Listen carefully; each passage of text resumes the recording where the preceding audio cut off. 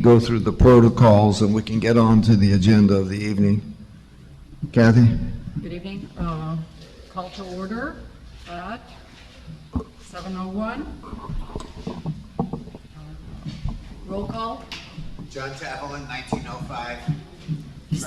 Sunievsky, 1605, and I just wanted to thank everyone who had sent or expressed their good wishes for me from having been in surgery yesterday. I appreciate it very much. Thank you. John Bracali, 904. Kathy Martieri, 1506. Ralph Hernandez, 405. Mary Ann Marcantonio, apartment 1201. Judy Stork. So one absent.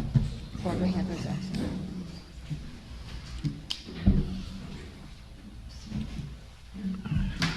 Should we wait for Hamza to arrive? Our engineer? No. He's just coming up the stairs. All right. I'd like to make a motion to waive the reading of the minutes. Second. Second? Thank you. For anybody, if you don't know, the minutes are in the back of the room. They're very verbose, but what can I say? They're back there.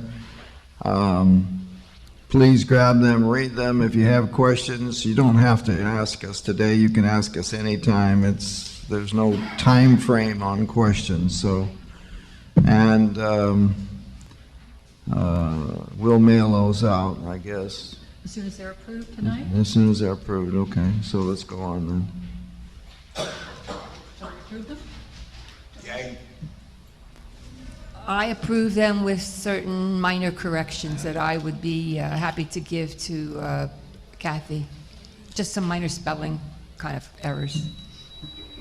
Okay, we did make a note there that spelling corrections will be Right. changed. Unfortunately, spell check doesn't always do No, it. it So. doesn't. Okay, so, Is everyone in favor then Mary Ann? with waiving the reading of the minutes? Yes? Yes. Okay, I think we have a unanimous agreement, and then 6. the minutes reading will be waived and sent to owners after they are approved. Thank you. All right. The first item on the agenda is discussion and vote to adopt the 2017 budget. I guess we should begin to talk about the 2017 budget and describe to you what we have done. John and I have split the budget in half. I'm handling the operating side of the budget. John Bacali is handling the building envelope side of the budget. And I think we make individual presentations and have questions afterwards. John? Yes? Okay. Okay, as far as the operating management side of the budget goes, the question has been asked how many FTEs we have, how many full-time employees. We have one manager, one maintenance supervisor, one painter, one maintenance employee, one office assistant, 2 housekeeping people, for a total of 7. Okay? Our projected budget for this year is very similar to the proposed budget for this year is very similar to the actual spending for last year. Both cases, we have within $5,000 of projected income versus total expenses. $4,000. In terms of income this year, we are slightly lower, primarily due to the roof rental falling through from Honeywell Corporation. In terms of administrative expenses, we're slightly lower because of the PC replacements were a one-time issue that occurred last year and will hopefully not occur in the future. We replaced 2 PCs last year that will hopefully not have to be replaced this year. Our income for salary compared to last year is... Expense. Excuse me? Our expenses for salaries. That's administrative expenses. I'm sorry, okay, administrative expenses are lower because of the PC replacements. Yeah. Okay? The administrative expenses, the The administrative expenses are lower, projected for 2017, because we will not have to replace 2 PCs that we had to replace last year. Clear? Okay.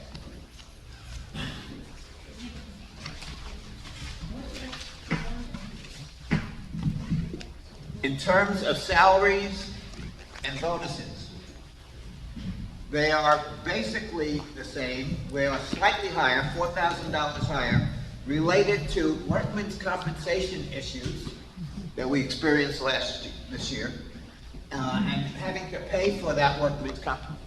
We experienced last year, but we're having to pay for it this year. All of a sudden, my mic got very loud. Okay, and we have some maintenance issues. Judy, could you explain those maintenance issues? Oh, we hired another extra employee to handle the maintenance, primarily because one of our employees was out on workman's comp. Is that correct, Judy? What we did is we went through a number of interviews for this. The line number on that is the 05580, I believe. contract maintenance. Basically, we have 7 employees. Two of those employees, can everybody hear me okay now? Can you hear me okay? 2 of the employees are maintenance employees. One of them does primarily painting and maintenance. The other one does pure maintenance. And the one that does pure maintenance, we outsource through a company called All County. They pay for the insurance, everything else for this employee, okay? So we have a total of 7 employees. That's the point, I guess, that he wanted to make.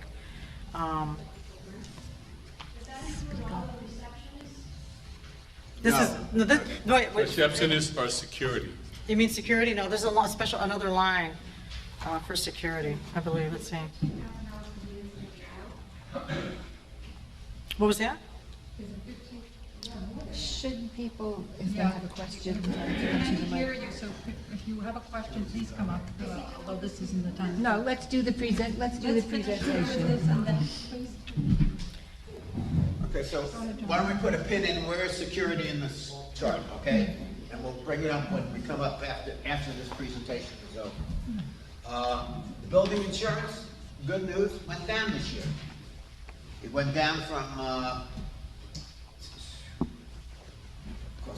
362 to 352. 362, almost 362 to 352. Yes, one of the primary differences why it went down is because QBE is not going to, we're not going to have QBE, and so what our insurance company did was went and was interviewing different insurance companies for the property piece of the insurance, and the projected amount is lower than what QBE was. This is the The primary answer, difference. though, is we retain the same insurance agent. QBE stands for? Don't know offhand. But, It's, I mean, it's the they're- insurance, it's the insurance company. Yes. They handle the property liability insurance. Okay. Building maintenance is higher this year. Went from 352 up to 360, almost 365, primarily because fire alarms needed to be fixed. They were in need of repair.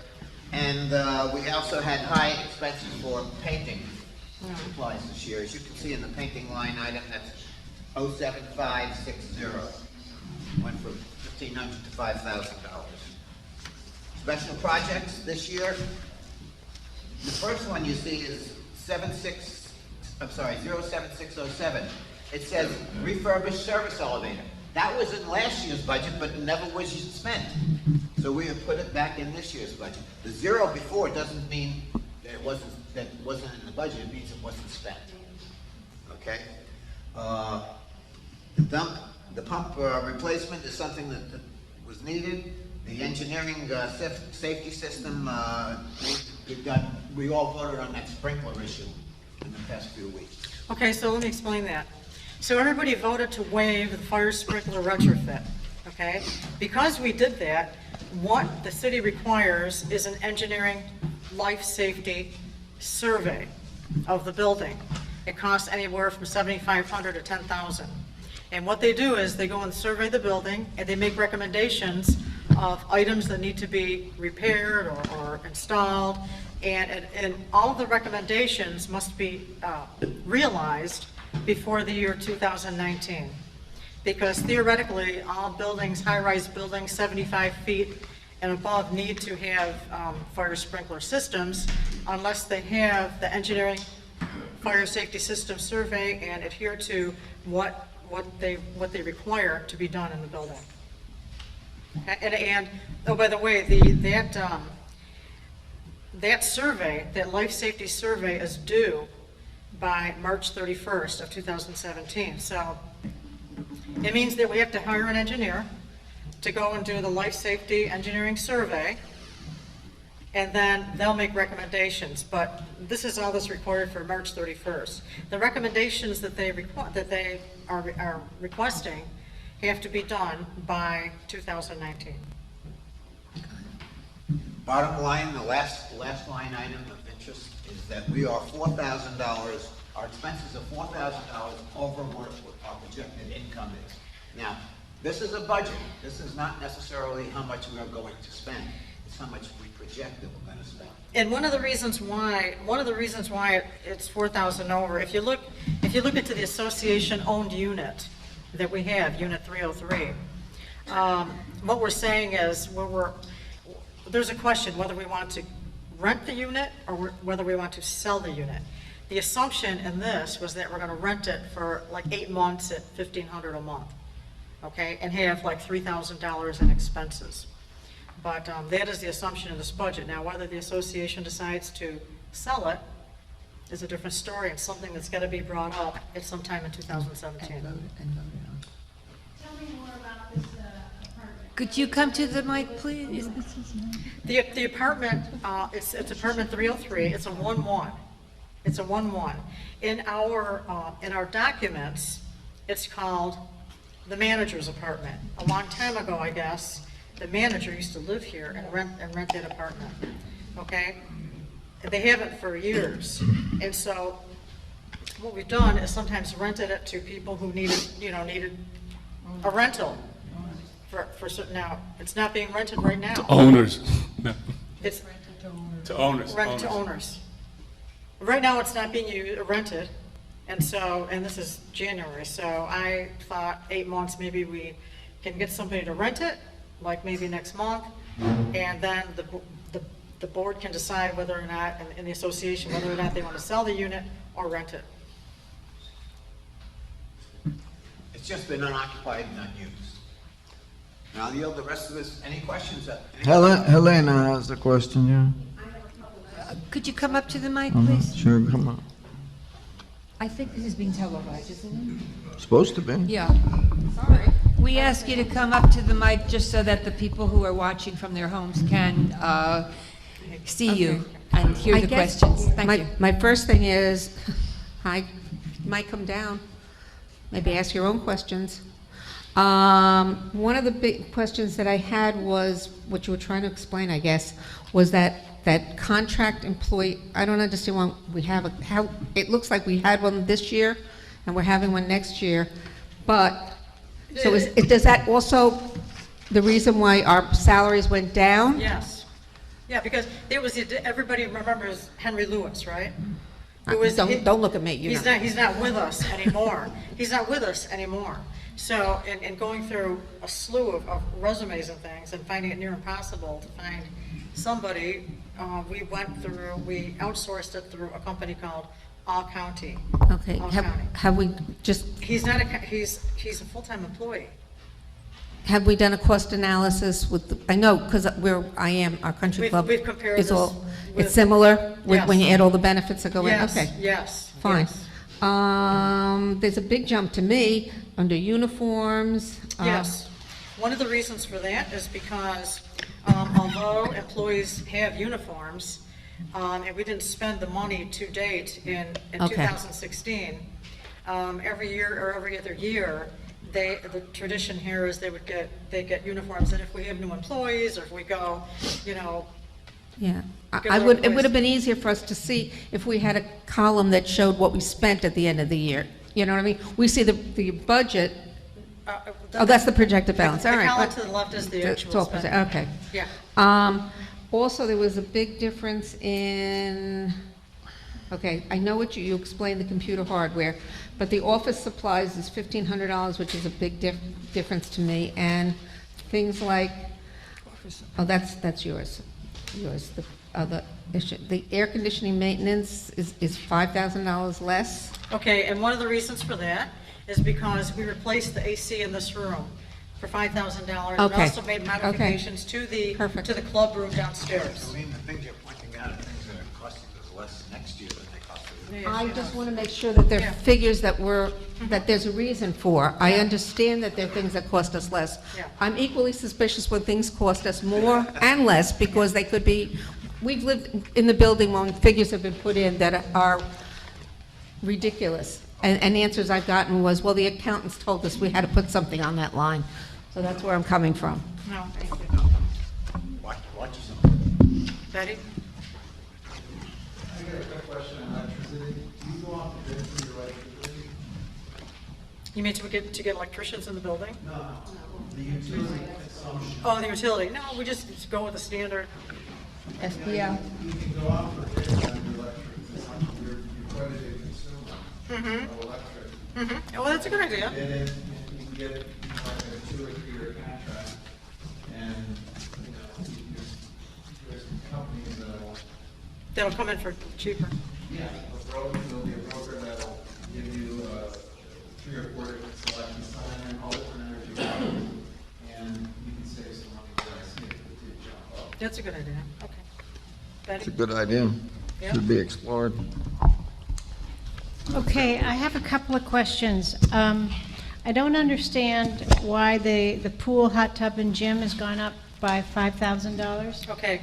The reason why the pool, hot tub, and gym went up by $5,000 is because we're having issues right now with the pool specifically, and the heat pumps, and we're looking into it.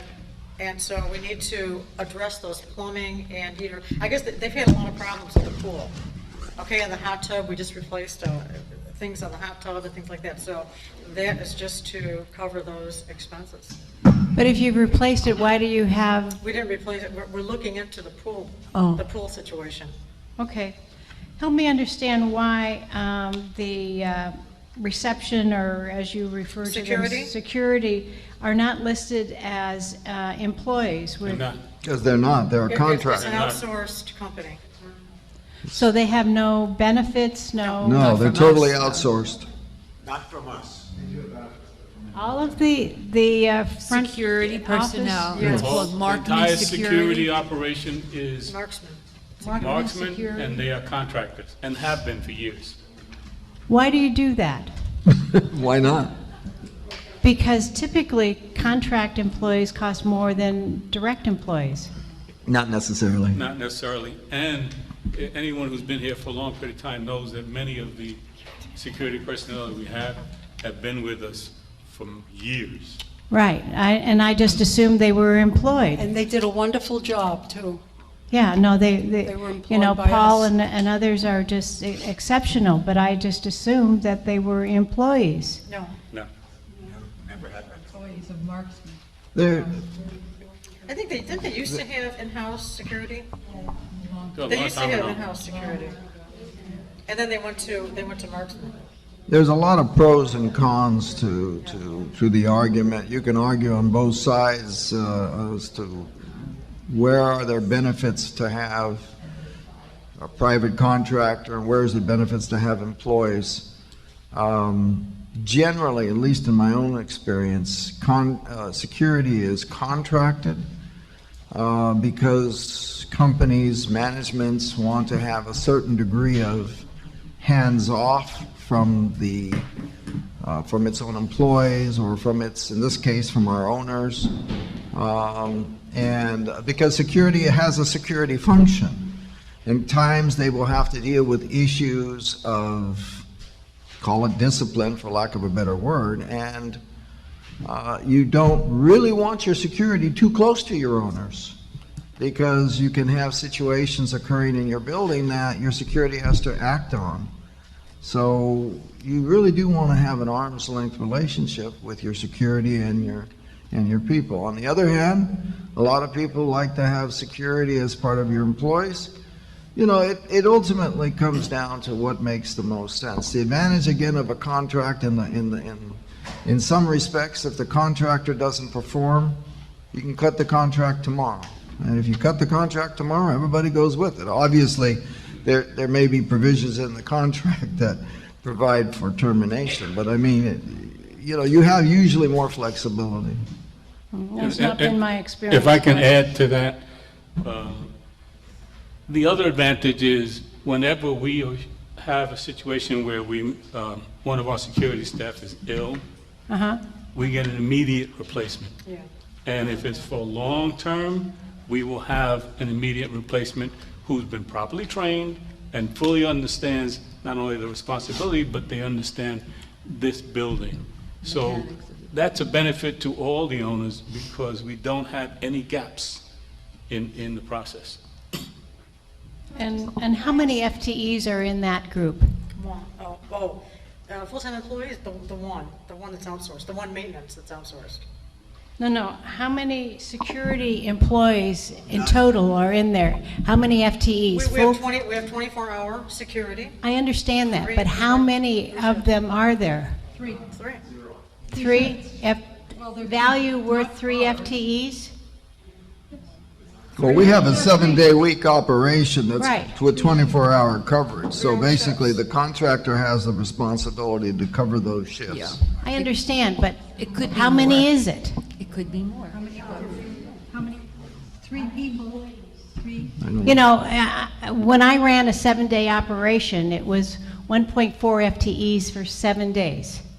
And if you have 3 shifts, which I assume you do, Yes. We do. Then 7 days a week. right, Which means you have a staggered shift somewhere in all of that. You have a weekend shift and you have Right. different things. That's Plus, why you have some of our 1.4. security people don't work full right. complement of hours, so there is a certain degree of staggering in their shifts and, I and understand. hours. I understand that. I don't understand, actually, with all due respect, Betty, where this question is going to. What is it that you are seeking? I want to terms of understand how clarity. many FTEs are devoted to security. None. Zero. None. We don't employ them. Okay. Okay, how much do you contract with the contractor for FTEs? It's in the budget there, but I think it's No, 145,000. how many FTEs are in this item? There's 3. It, 3. There's got to be more than 3 because you're 24-hour day, 7 days a week. Some work twice a week, some work 4 days a week, some work. Do you understand I how think the- FTEs are calculated? Okay, I think the question goes back to how many hours a day they work and everything else. Again, I don't think it's material. At the end of the day is you contract a security service to give you 24-hour coverage 7 days a week. And they may cover that with split personnel. If that works for you and it works for them, that's fine. But at the end of the day, what we have is 24-hour coverage 7 days a week.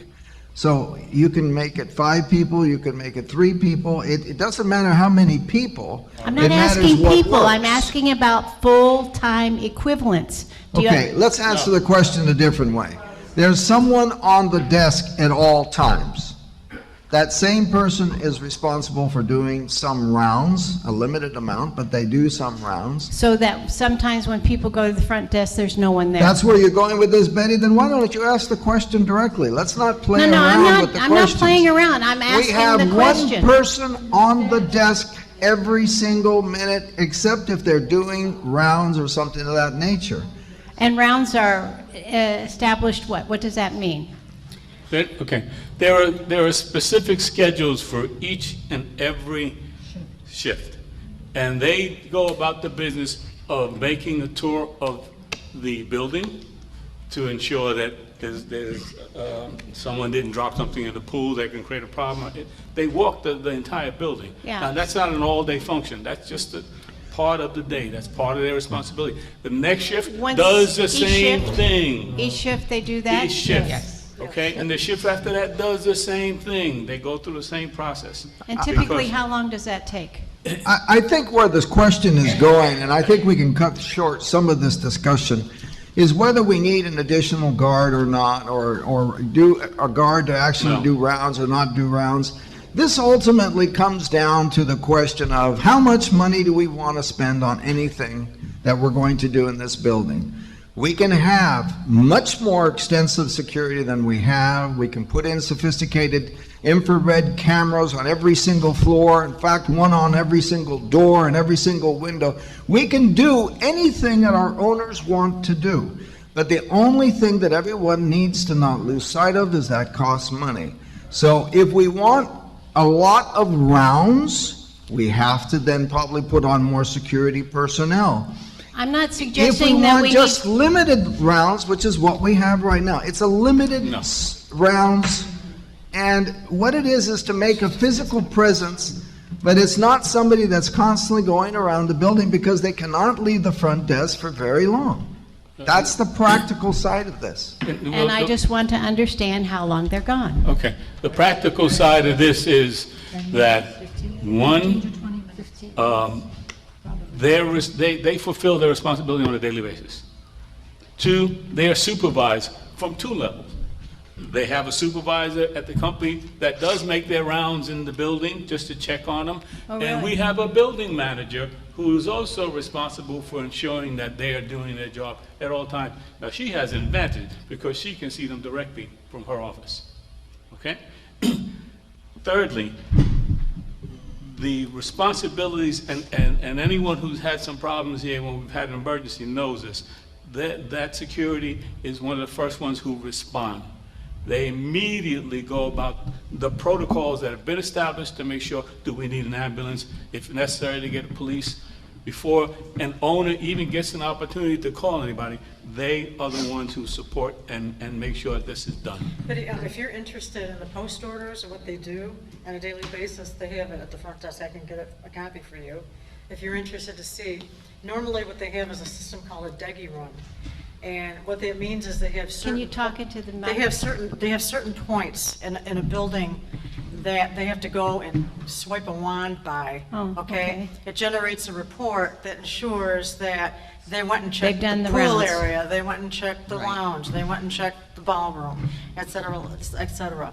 It takes about between 20 and 30 minutes. That for was my each one of question. them to Thank do- you very much, to do Judy. I'm that. so glad someone could answer my question. No, it takes about 20 and 30 minutes to do that. And the thing of it is, I know that they're away from the front desk for Yeah. that amount of time. And what I suggested either is to, maybe hire somebody else or have one of the staff go to the front desk And cover. during that absence and cover.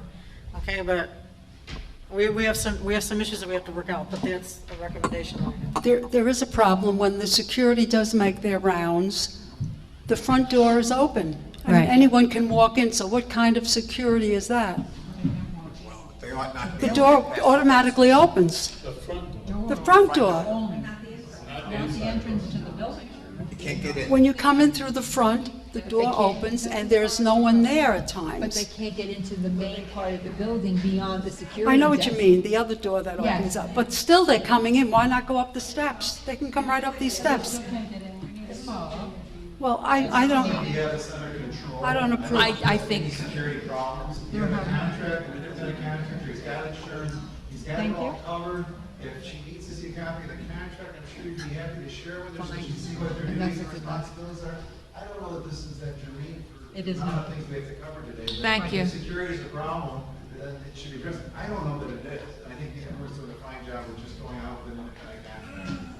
I don't know that it is either. I just wanted the information. And Thank as an owner, I think I should have my questions answered. Thank you. agreed. You're right about that. We did our best to do that. Okay. Okay, let's, Next I'm question. not sitting over here because I don't like Sunday. I'm sitting over here because I've been suffering from a cough for about 4 weeks now and trying to shake it and not Good trying to job. spread it. So let's pass it on to John now if there are no other questions. Okay, go ahead. Why is it so cold in this room?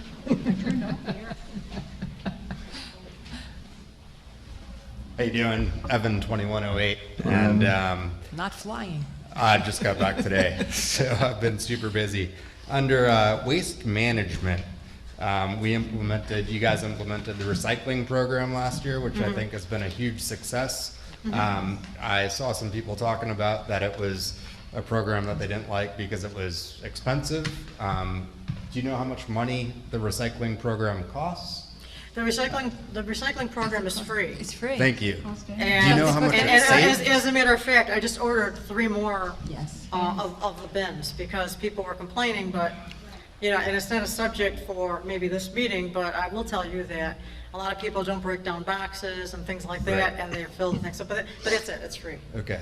Well, I And I think- think we get charged for trash by weight, so Yeah, it's actually yeah. saving us Yes, money because, yeah, yeah. But Yes, it people is. have to, I think they should have a list. A list should be drawn up of what can be recycled. People are throwing Yeah. garbage in the. well, maybe we can do that for recycle. another meeting. I just Yeah, wanted to get it that's on the record. important. It's not costing us anything. Mr. so Posted, Thank you. right by the recycling bin. They should have it written Thanks a lot, Evan. Yes, Okay, Jen. there are lists posted. posted. This- No, this- that's not enough. They have to This have gentleman, I think, individual. had a question or Would you observation. come up to the mic so that people upstairs can, so that people from their homes can see you? And tell us who you are. Hello, people upstairs. Joe Santucci, Unit 307. I think everything looks relatively in order. You mentioned you had 7 employees, and you added an independent onto that. That's the additional charge. That's a big number, but I understand how that, It's commensurate with what the other one was making. that's fine.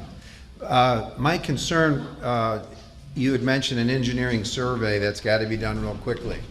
By March 31st. Well, that's pretty quickly, March 31st. Yeah, oh yeah, that's true. Do you get a draft of that report, or does it just go public right away? Because is he going to be finding things that are beyond life safety that we're not going to be aware of? I mean, No, is there they're- any scrutiny over this engineer? Do you get proposals for this engineering survey that's specific to what he actually has to do? Yes, they're normally life safety engineers. I mean, and their job is to go to find out what is required in a building to meet the, fire standards, okay? So what they do is they generate a report, they give it to the association, and they say, these are the recommendations in order to bring you up to, where you should be in 2019. So, Is there any control over that? I mean, I've seen engineering reports that have just been incredibly extensive, and it's a laundry list of a tremendous amount of work.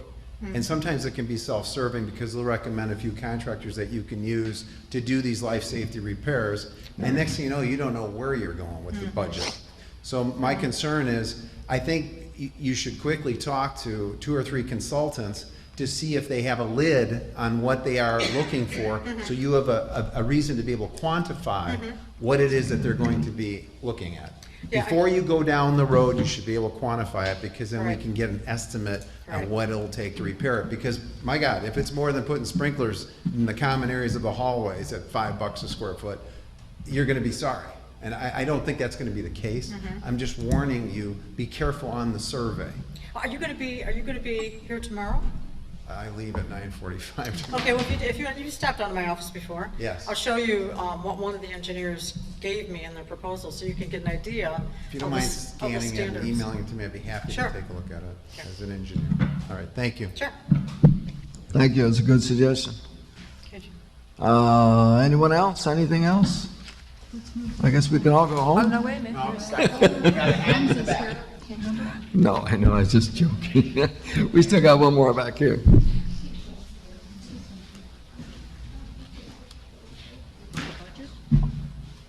We're still, I Hi, think, on Steve budget. We're on Valadinas. budget, right? We're still on the same. On budget. We're not on the second page. Am I allowed to talk or not? On the budget. Am I allowed to talk? Yeah, on Absolutely. budget. On budget. Yes. Go for it. Go. All right, thank you. Thank you for letting me talk. I appreciate it. You're welcome. I understand you mentioned we have 2 managers and how many workers? No, we have one manager. We have Judy, I understand. Yes. We have another one. And a superintendent. And the superintendent. Okay. Well, And how he's- many workers we have? How many workers? Yeah, well, we have one manager, and then we have basically a maintenance supervisor, Which is Okay. Hands clean. Who's- Hands clean. Well, they're supposed to be a little dirtier than they get probably, but I never see- I hear what you're saying. I hear Yes. what you're saying. That's what I would like to know, how many workers we have with Well, I think dirty that was hands. just answered. Didn't we Two not? housekeepers, two maintenance, one maintenance supervisor, 5, one office supervisor, and me. oh no, 5 people and 2 managers. Thank you. Okay. So basically, the bottom line is that we feel that the maintenance fees can remain flat year over year, so that, that's the proposal. Take a vote on that. I don't understand budgets too well, so I have a question that's about maintenance of keeping up the building, and I thought keeping up the building might belong in here, I'm not sure. And of course, I don't want the maintenance to go up, so, you know, but as far as what I'm talking about is the unsafe tables that we have on the barbecue deck. Okay, Then- that is not maintenance, Gloria. That is more of a capital expense, I think, because I know that the concrete tables on the barbecue deck do have some cracks in them. In fact, I cut my finger on one one day, so, you know, we need to look at it as probably a capital expense, whatever, to get more of that furniture. Maybe it's concrete, maybe it's aluminum, I don't know, but it's something that we should look into. Okay, so when you do that, does that mean it's an assessment, or does that? Yes. That does mean it's an assessment? Unless you build it into your budget somehow, but normally your capital expenditures have to be Unless we have assessed. unless we have favorability in the budget, but it is good to go out and get some prices on that. Yeah, the reason I'm bringing that up is because a few years ago, we got a whole new gym based on the money that was left over. It wasn't an assessment, it was based on money that was left over from that year. Yeah. That's why I thought, Well, we haven't had it this year, okay, well, unfortunately. I'm trying. Thank you. Okay, John. I mean, Thank you, Gloria. addressing maintenance you know, what happens sometimes in the building. This last year, as many of you know, we had a lot of plumbing issues. We have old pipes, and little by little, we're trying to renovate the pipes rather than put through a massive program of just arbitrarily replacing pipes. So little by little, as owners do work in their apartments, we try to do inspections and look at the pipes and see whether they're in sufficient condition that we can allow them to remain or selectively start fixing them. And we have done some of this the last year. And of course, we had some pretty serious problems with pipes this last year, and it cost a heck of a lot of money to remediate it. And again, most of that hits you in your maintenance budget. There's not a lot of place to cover it. So if there's money left over, obviously you can spend it on capital. My experience, again, in most other places where I've been, is you treat capital separately from operating. And if you want specifically to get something that costs more than a couple of $1,000s that you can possibly finesse from your budget, usually you provide for that. Now, you don't have to provide for it like an operating budget at the beginning of the year. You can, in fact, any time during the year, and that's why you have committees too. You know, you have committees to improve things, social committees, whatever. And if you have a committee that wants to beautify the building and everything else, that particular committee can work on these types of ideas, put together polls with owners, look at the possibility of, say, you know, investing a little bit here and a little bit there. So that's how we should be, in my opinion at least, how we should be approaching those types of subjects. I'd like to make a motion to accept the proposed budget. The operating budget? Yep. The second half is the, We Window budget. divided into two portions? No.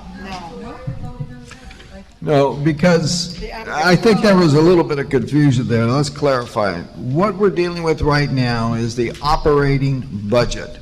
that has to be approved for 2017. The other item is the second agenda item on the list, which is the building envelope program, what we are doing now.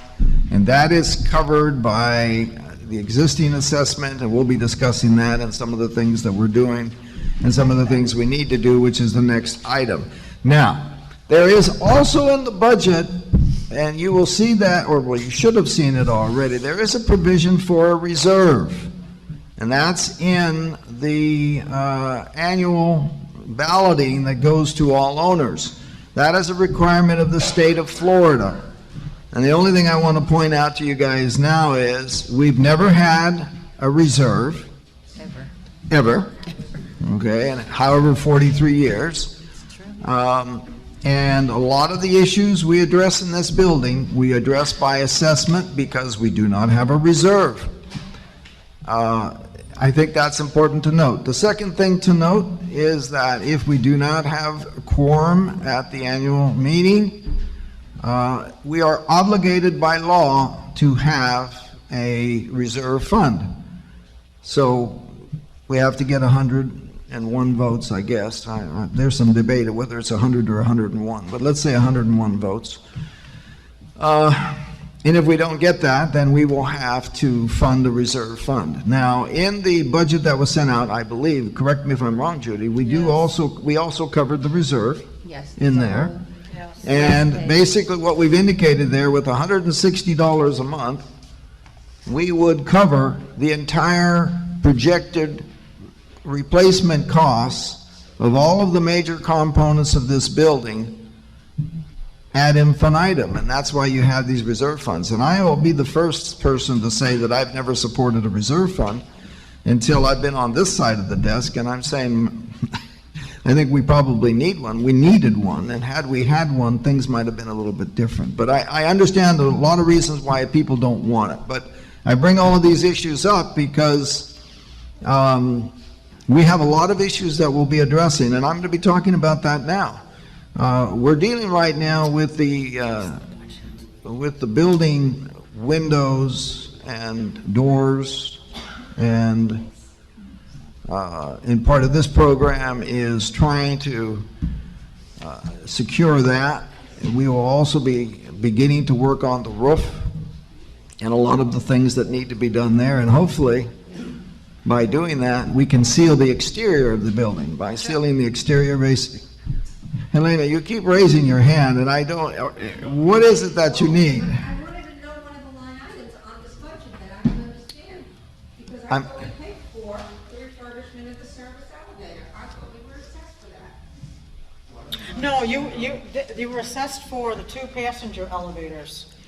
And then a number of people, and I'm not sure how much or how many, but I can find out, it's in the office, gave money to refurbish, gave half, to refurbish the service elevator. Does anybody remember that? Okay.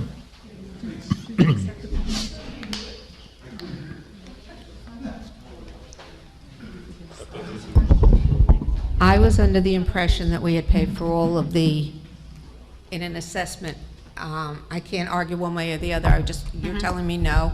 I'll check with my fact checker.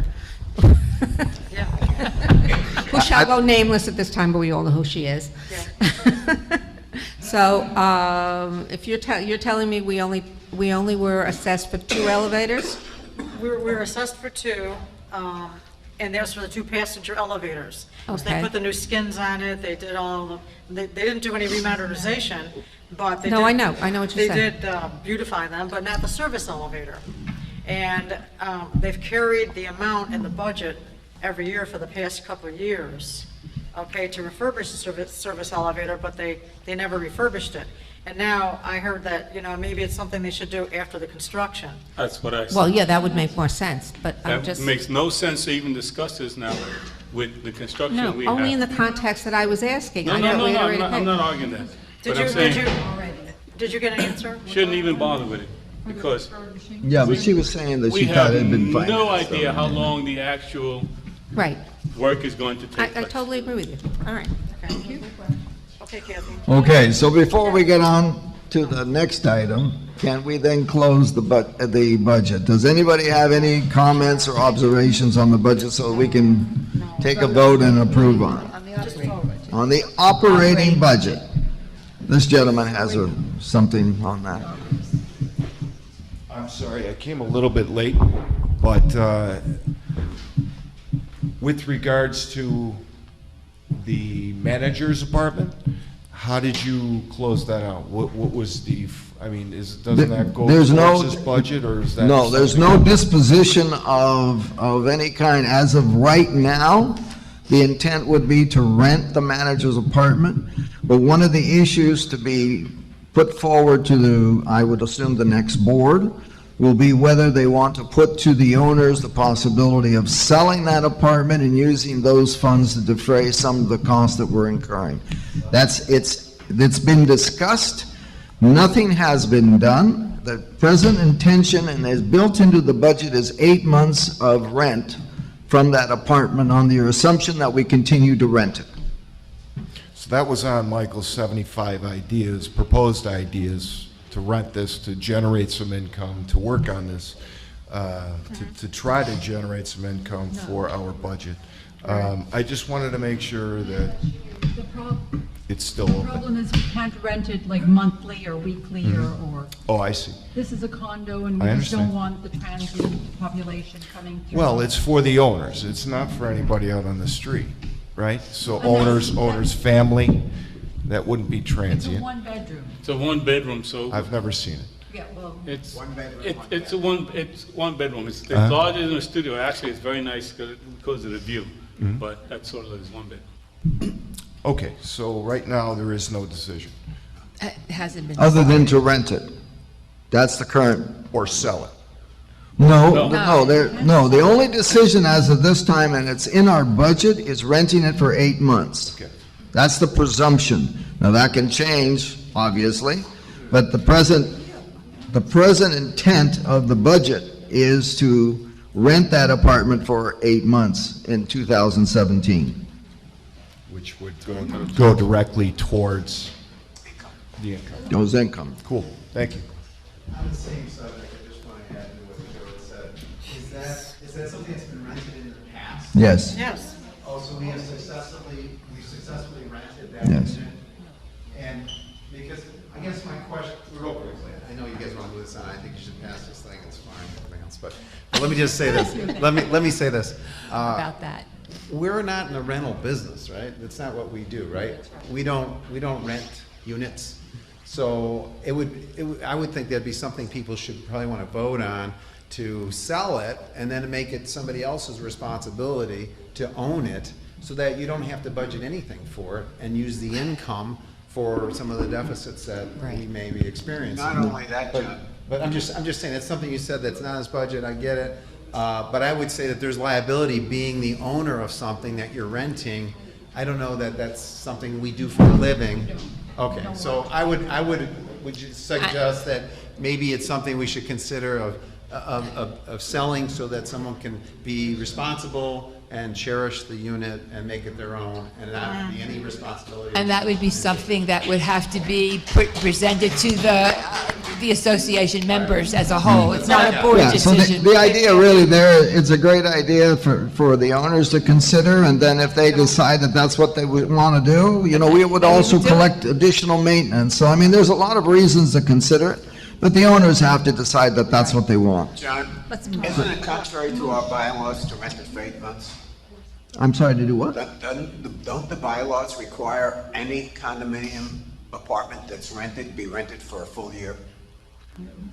Well, yes and no. Yes, it does, but the same token, the board does have latitude to rent it for less. Well, they have. So, make a motion. Okay, Kathy. can we have a motion? I would like to make a approve the budget? motion that we accept the operating budget for 2017 as presented. Do we have a second? I second. All in favor? All right. Aye. Opposed? Then the budget passes, and we will go on to the next subject.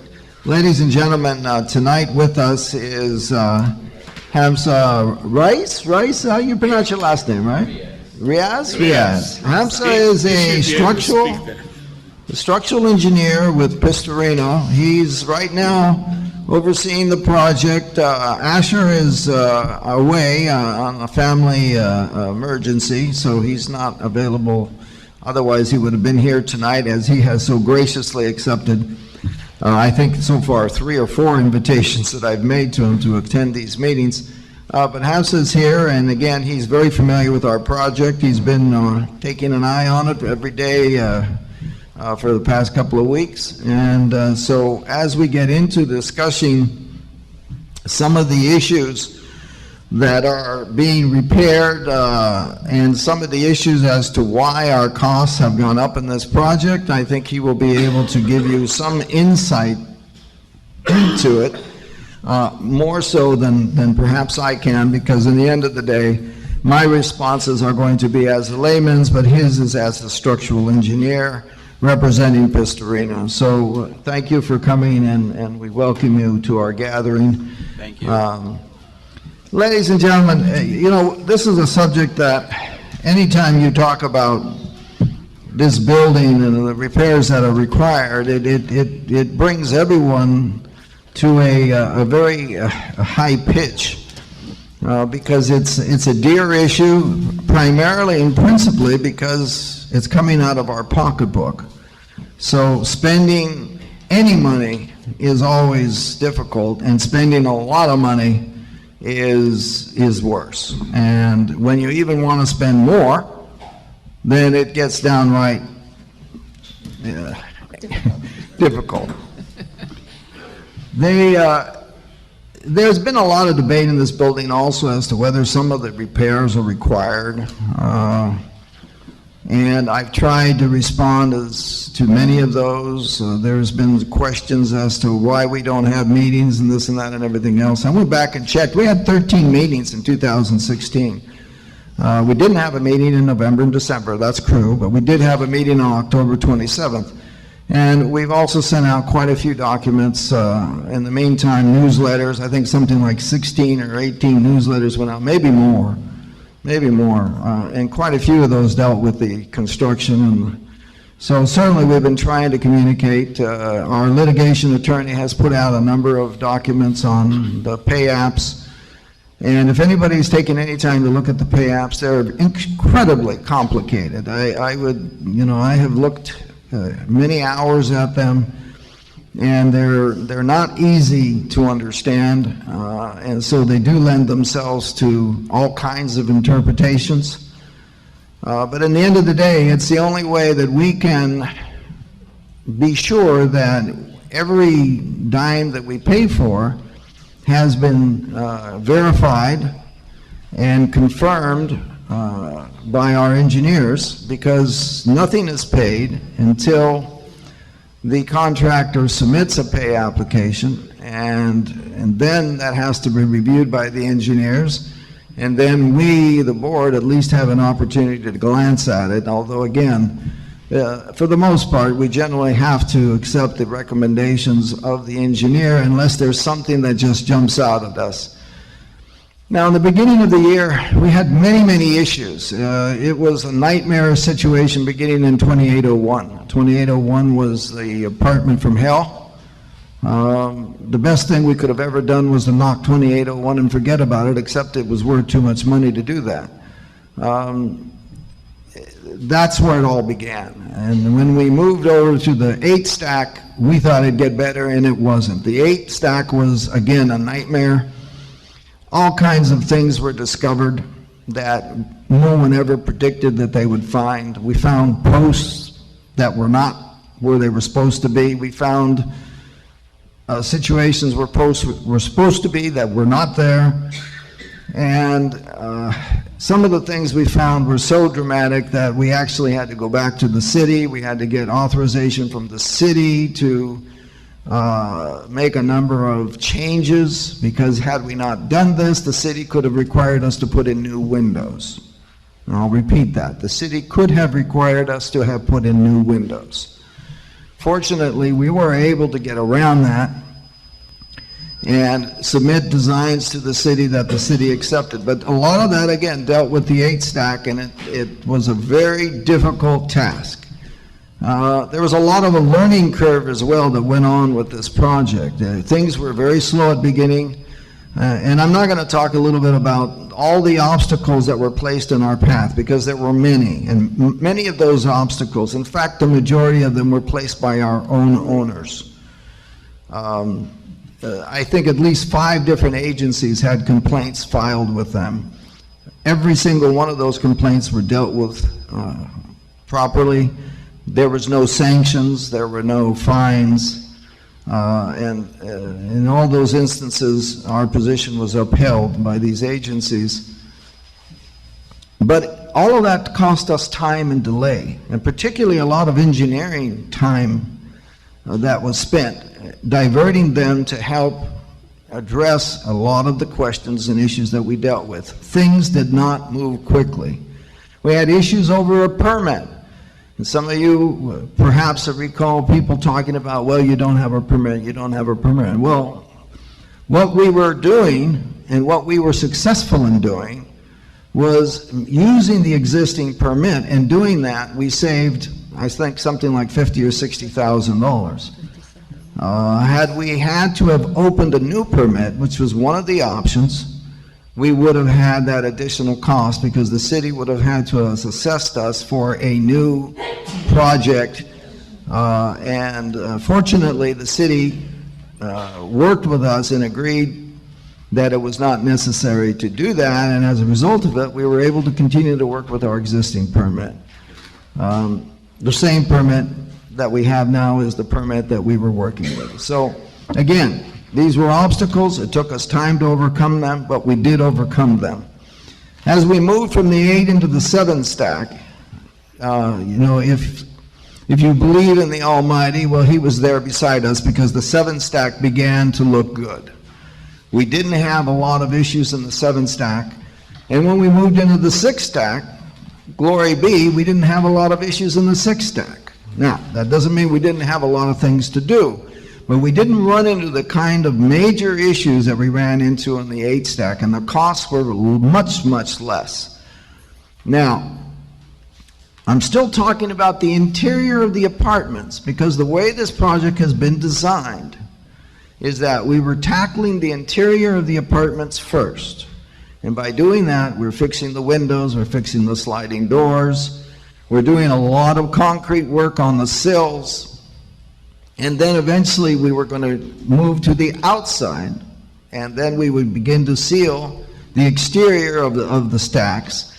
And in so doing, we'd be able to, at some point, say, the 7-stack's done, 8-stack's done, and so on and so forth. We're very, very close to the 7-stack, probably, what you would say, the first 10 days of February, maybe? Yes, I do believe that we have taken care of, obviously, all the windows within the building. Sure. Good evening, by the way. My name is Hamza Riaz. Again, I'm with Pistorino now. I'm your project engineer, and as referring to John's question, we are at the tail end of work at Stack 7. We have addressed, if not all, I think all of the windows within Stack 7 from the interior of the unit. And we have taken care of the exterior work for the most part, and some remnants of repairs that are to take place that are in conjunction with stucco repairs and some structural repairs of the exterior. Once that's finished, we're going to begin pressure wash, painting, and doing our punch list from the exterior of the Stack 7 in effect. So we're nearing the end of the work on the 7-stack, and that will be several more weeks, but we are nearing the end of that. And then once we complete the 7-stack, the intention would be to start issuing certifications to those owners. Now, obviously, again, before we can get to that point, we also are working on punch lists with the owners of the 7-stack. The punch list is very simply, we got to go in there. The engineer has to make sure that the owners are not in disagreement with work that's been done, and if so, we've got to address it and look at it and then try to reconcile it to the extent that it makes sense. Now, there's some things that are reasonable and some things that are not reasonable, but obviously if something is wrong, it's got to be fixed. So we're nearing the end of the 7 and the 8 stack. The reason why the 7 got done before the 8, most of you know why, so I'm not going to get into it. We had some delays on getting into one of the apartment. We finally did achieve that. Had a significant cost to the association, but we did achieve it. And we got that apartment more or less done, and most of the 8 stack is ready. So it's beginning to move into sequence with the 7 stack, but the 7 stack will always be ahead. The 6 and 5 are advancing very quickly. As our contractor and our engineers are all gathering steam, I guess you could say, things are moving a lot faster. If I can. Correct me if I'm wrong, but I think the 5s are pretty much done. Actually, yeah, surprisingly enough, Stack 5, as John was mentioning, we managed to finish Stack 5 in its entirety almost. Tail end of December up to now. We're on 505, 405, and 305 as we speak. You finished 405, thank you. Yeah. So, as I said, we've been progressively moving faster in the last few stacks, specifically 6 and 5. So, our intent obviously is to keep the pace up as long as the field conditions are consistent with what we've been seeing, which has been drastic at some cases. The 305 was kind of intense as far as concrete repairs. Sometimes we have delays within units because of concrete repairs that are hidden until the window is removed and the topping is removed and the trims are removed. So, but based on, like I said, Stack 5 was relatively quick, and I intend on keeping the same pace moving forward. Now something everyone needs to understand too, and if you don't know a little bit of the history, just every window almost is a custom fit. These windows were never framed back when they were originally installed. No one bothered to try to frame with the openings, and even the windows were not even ordered properly. They were the wrong size windows for the job.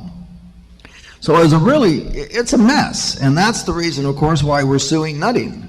We're suing Nutting because they were responsible for that project, and we're suing General Bronze and a whole slew of other people. And that's the reason why we're doing that, because all of the defects that we're addressing today are a consequence of that problem.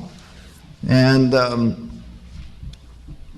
so what we're moving towards, and of course you guys are very interested in, is what does this all mean in terms of dollars and cents? Well, I'm going to get to that. In the course of this project, leading up to it, we did a number of inquiries, investigative inquiries that were mostly superficial. They were not destructive evaluations. We had several different engineers do this, Turinsky, Bunker, Anderson, architect, but Anderson brought in her own structural engineers who looked at it. Eventually we had Wilcock do the forensic evaluation, and of course then we brought in Pistorino to do the project.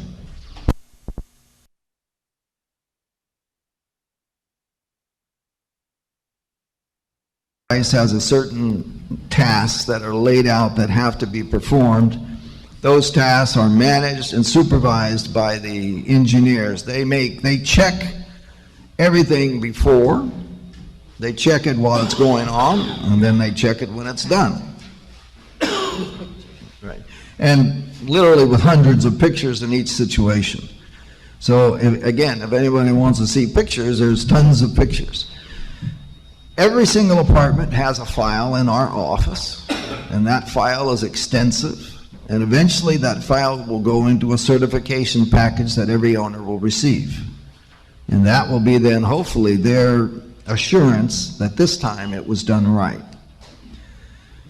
We had 3 principal and major issues that we have really discovered that have caused us terrible anguish and issues. The first one really was a question of the amount of tubing that was required in order to fill gaps was far more extensive than ever anticipated.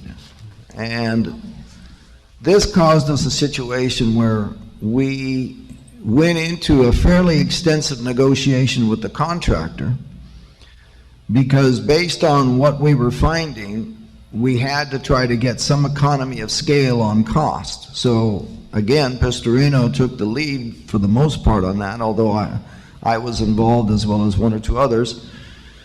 And we tried to negotiate, and we did get some very substantial reductions in unit cost of the tubes. But in the end of the day, if you have more tubes, it's more cost.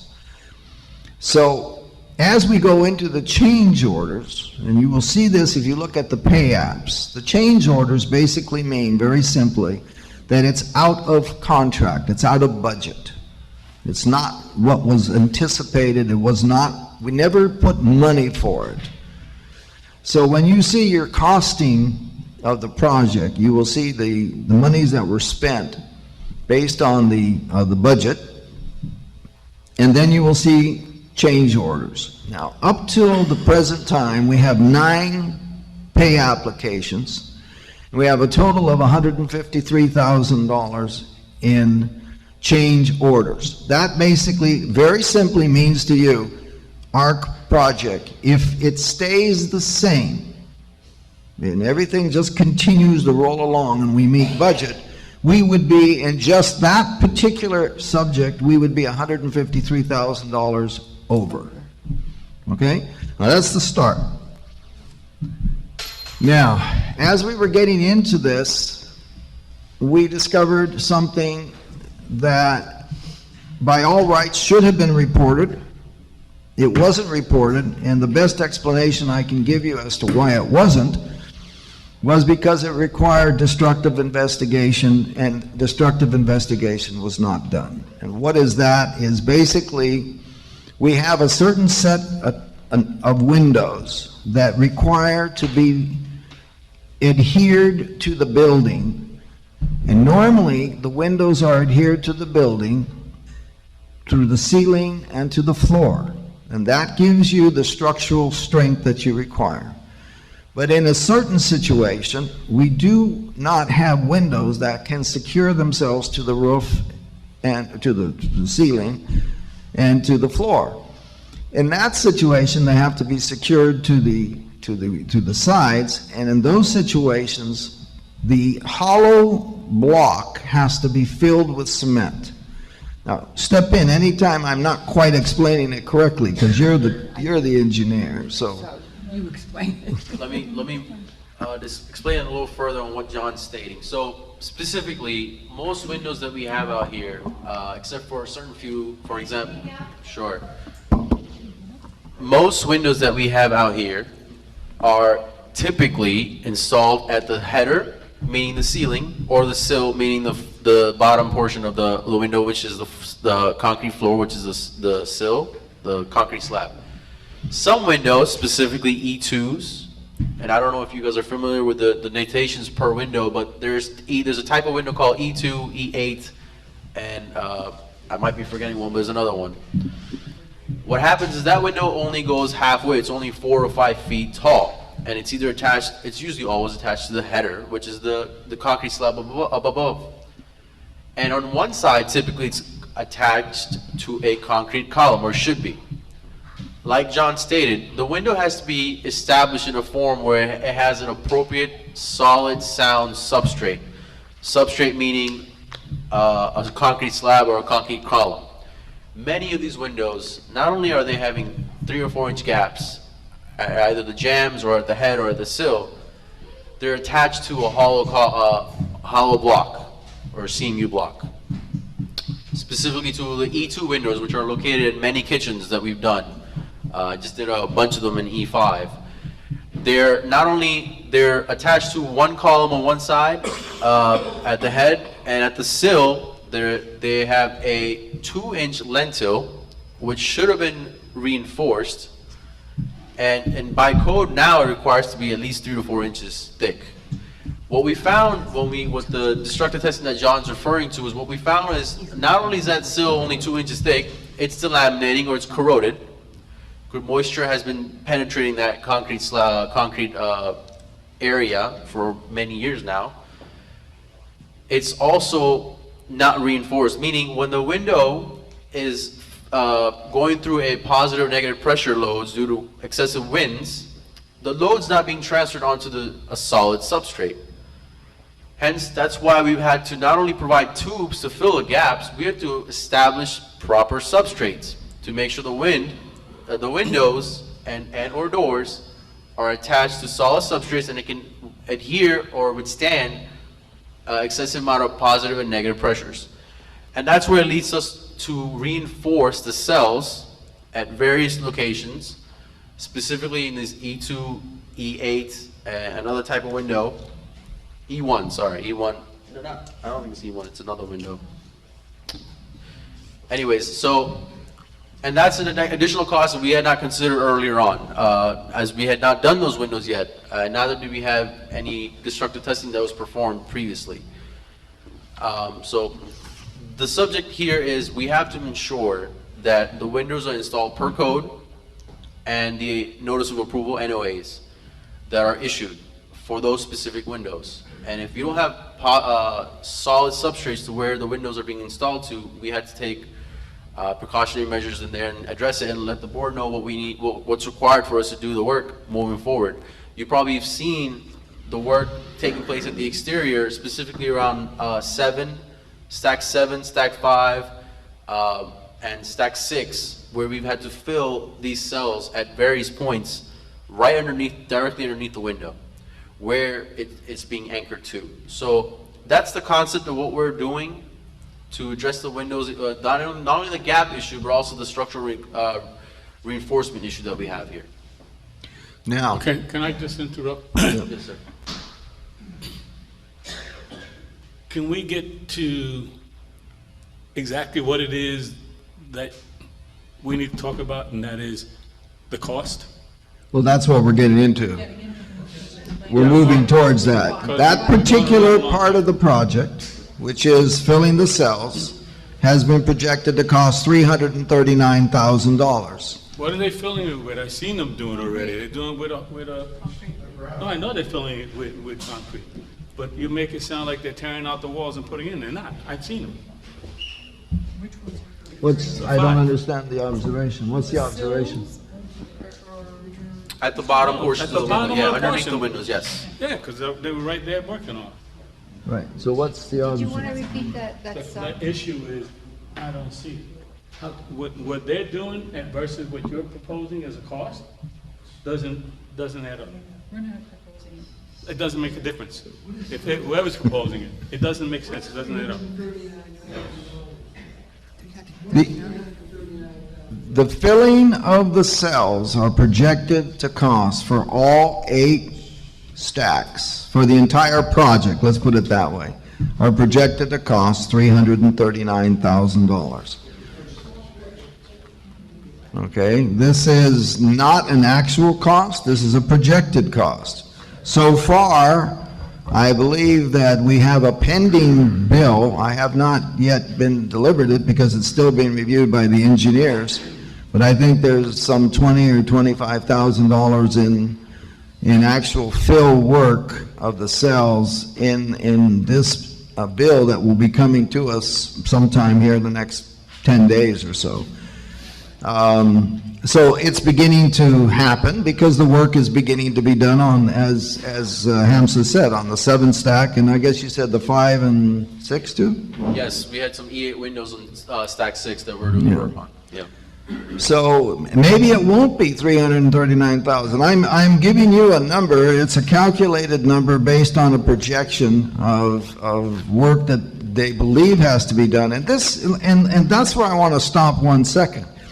Everybody wants to know how much this project is going to cost. And that's an obvious question. Yes, it is, Mr. Singari, it is. And that's why we all want to know what this project's going to cost. But every single apartment is different. There is no 2 apartments that are alike. And if you look at what is being done in every single apartment, it's different. So your costing is as you move along in the project. Now, these cells being filled, I mean, with all due respect to Ralph, he says it's not going to cost that. Well, No, I didn't say that. I said I seen them do it, and you cannot justify the cost based on what I seen them do. Now, I'm not in construction, but I'm not blind. I'm watching them. And they've done excellent work, don't get me wrong, excellent work. And very efficient. But well, that's that why I don't want that cost to. does not make any sense to me. And that's the reason why. When people say, what is this project going to eventually cost? And I throw out a number that our engineers are suggesting it may cost, because they don't know yet, not until they actually get into it and do it. But you see, as soon as I throw out a number, you guys say, no, it can't be that. No. So, and here's where the problem is. You've got to develop this project as you go along, and as we gain more and more experience. How come these cells weren't filled when the windows were torn out originally? So that we can't do anything about. Because that. Well, it makes no sense. And no, it's a proper question, but we got, can I use the term snookered? With those with the contractors that were here before and did the windows. No, it's the same contractor. When the window was taken out, the cells should have been fixed. The windows weren't. Hold on, Ralph. Not chopped out now after the fact, leaving the sill in place. Now creating an area to be cracked in the corner of the window. The bottom corners are now chopped out with 2 inches of sill. There's just 2 inches of material. Now it's just carved out and it's going to be filled in. You're never going to get that filled into the top. It's going to crack. It's going to crack. Is there a lentil underneath there? There's a lentil. It's a 2-inch lentil, yes. So How far does it go past the window? No, it's usually the width of the window. I'm sorry? It's usually the width of the window. So it's garbage because it's saw cut right to the edge of the window. So if the lentil stops at the edge of the window, the lentil is now garbage. Yes. But let me clarify it further. You have a 2 or 3 inch gap existing, so it doesn't exceed the limits of the window, but it's the size of the window opening, the lentil in itself, which is 2 inches thick, and it's not reinforced. Lentil goes the size of the concrete opening? Yes. That's exactly where the saw cut is. The lentil is now garbage. Well, that's You've why undermined the lentil. we're also reinforcing the cells and With reinforcing what? the lentil in itself. We're providing reinforcement within the cell that we're filling. Come on, man. You saw cut to the corner of the concrete opening. The lentil is now garbage. We don't saw cut the lentil. I'm confused as to what you're referring to. Well, come back. You asked to wait for the answer. No, If the lentil is secured to the substrate, is that what you're trying to say? He's concerned because it's not embedded into the. And that's also our concern. The lentil sits on top of the CMU block, which is hollow, and it's also not reinforced to the column or the wall on the side. That's exactly our concern. Okay, so is it now being reinforced? Absolutely. That's why we're reinforcing the cell and embedding the rebar into the lentil and making it 4 inches thick in the cells that we're filling in, which is exactly where the window is being anchored to. All right. A couple things, and not to be disrespectful, I think, I respect your profession. I'm also a structural engineer. But I wanted to ask you, your company, what is your errors and omissions insurance? Because you're kind of leading the show here, and I just want to know, you do have coverage for errors and omissions, correct? Absolutely, and all the information is obviously provided to the management and board. What is the amount, 10 million? Sir, I'm the project engineer. Okay. I'm not the owner of the company. This information can easily be accessed. All that accessed. information is in the Yes. office, we have it, but, and one thing I would like to add, the actual project engineer of the project is not here, He's not here. Okay, well, obviously, that's because fine. he He's couldn't be doing- here, He's so. doing all right. He's Well, doing he's well. a structural engineer too, Right, so okay. hopefully So we'll. here's what I ask. You're making a comment how everything is so customized and this is all so different. It's not. Okay. There's 8 different configurations. That's good. If you did a destruction testing in the first 4 units, maybe 8 units, let's go all the way around the building, okay? Because certain buildings get an imposition of weather that are different than other parts Correct. of the building. The reason you're experiencing less damage to those other stacks is they're not taking the brunt of Correct. what stack 8 and what stack 1 and possibly your very southwest corner is going to take. You haven't Correct. gotten there yet, but I can assure you there's Your gonna zone be fives. Those are fives. Yes. So stay tuned. But my point is, these are not all custom. These are not all. This can be quantified. These can be costed out, and you can estimate very well on what this will cost in advance. Well, we're you getting sh- there. You should be able to do this. And filling those cells up to have the structural integrity for the to have a vertical load, something to adhere that window to for the horizontal or lateral loads, negative and positive, that's a good thing to do, okay? I'm in agreement with that. I'm in full agreement with that. I actually watched them do my windows. You know, I stayed in a hotel, but I came and I watched them do the windows. Several of them needed the repair. The rest of them were pretty, I'm on 7, so I'm the 7th heaven staff. 7 was pretty good, yeah. And they did a good job. Overall, I don't have wind noise or anything like that, but I do know some units do have wind noise, and if that's the case, that should be on a punch list and it should be taken care of. That's the plan. Absolutely. That is the plan. But to say you cannot quantify what the costs are to finish this window assignment is false. You No, know nobody said that. Nobody said that. We Okay. have quantified it to the association. You've quantified it, and have you gone out, now whenever you have a contract, and the contract runs over, you start seeing overruns. Absolutely. If it runs over like 20%, 15 to 20, if it starts going there, you need to stop, you need to get quotes, and just to make sure that the guy that's got the base bid is not taking you to the hoop here on these extras. Are you getting credits That- for that where you don't procedure- need to put, I'm just saying, he had anticipated a certain number of windows. Now that you're putting tubing in, Yes. are you getting a credit for what he didn't have to do? Absolutely. We monitor what they're putting in. If we can absolve NIME to provide a tube because it's right next to a column, and we can reduce that gap and install it to the column or the header where the concrete slab is existing, we don't put a tube there. Okay, so No, so no, your but the changes are question net, was, no. Are you you're- billing it for? There is no credit, is what you're saying, because they didn't anticipate putting any tubes in to begin with. Is that correct? Correct. Okay. I'm just saying, if there was another assembly that they were anticipating, there should be a credit. I hope you guys are looking for credits on this job where they're not doing work that was under their base bid. Because everyone loves change orders, they love them when they're pluses, when you're a contractor, but when it's a credit, everyone gets the forgets. Sir, let me clarify a little further. When we first started this project, we already saw the overruns like you stated, and we projected a cost that we weren't happy with. Neither was the associate, and that's why, like John stated earlier on, we went to intense negotiations with the contractor already on board. We had to renegotiate this contract that we're working on as of now. We even got some refunds or credits, as you would state. That process did take place. In fact, it took 2 or 3 pay applications ago. So these protocols have already been implemented. We've taken the course of action that's required to ensure that we do the best we can with the money that we have. And we obviously always notify the board of what's going on, what needs to be done, what we think the projections are going to be.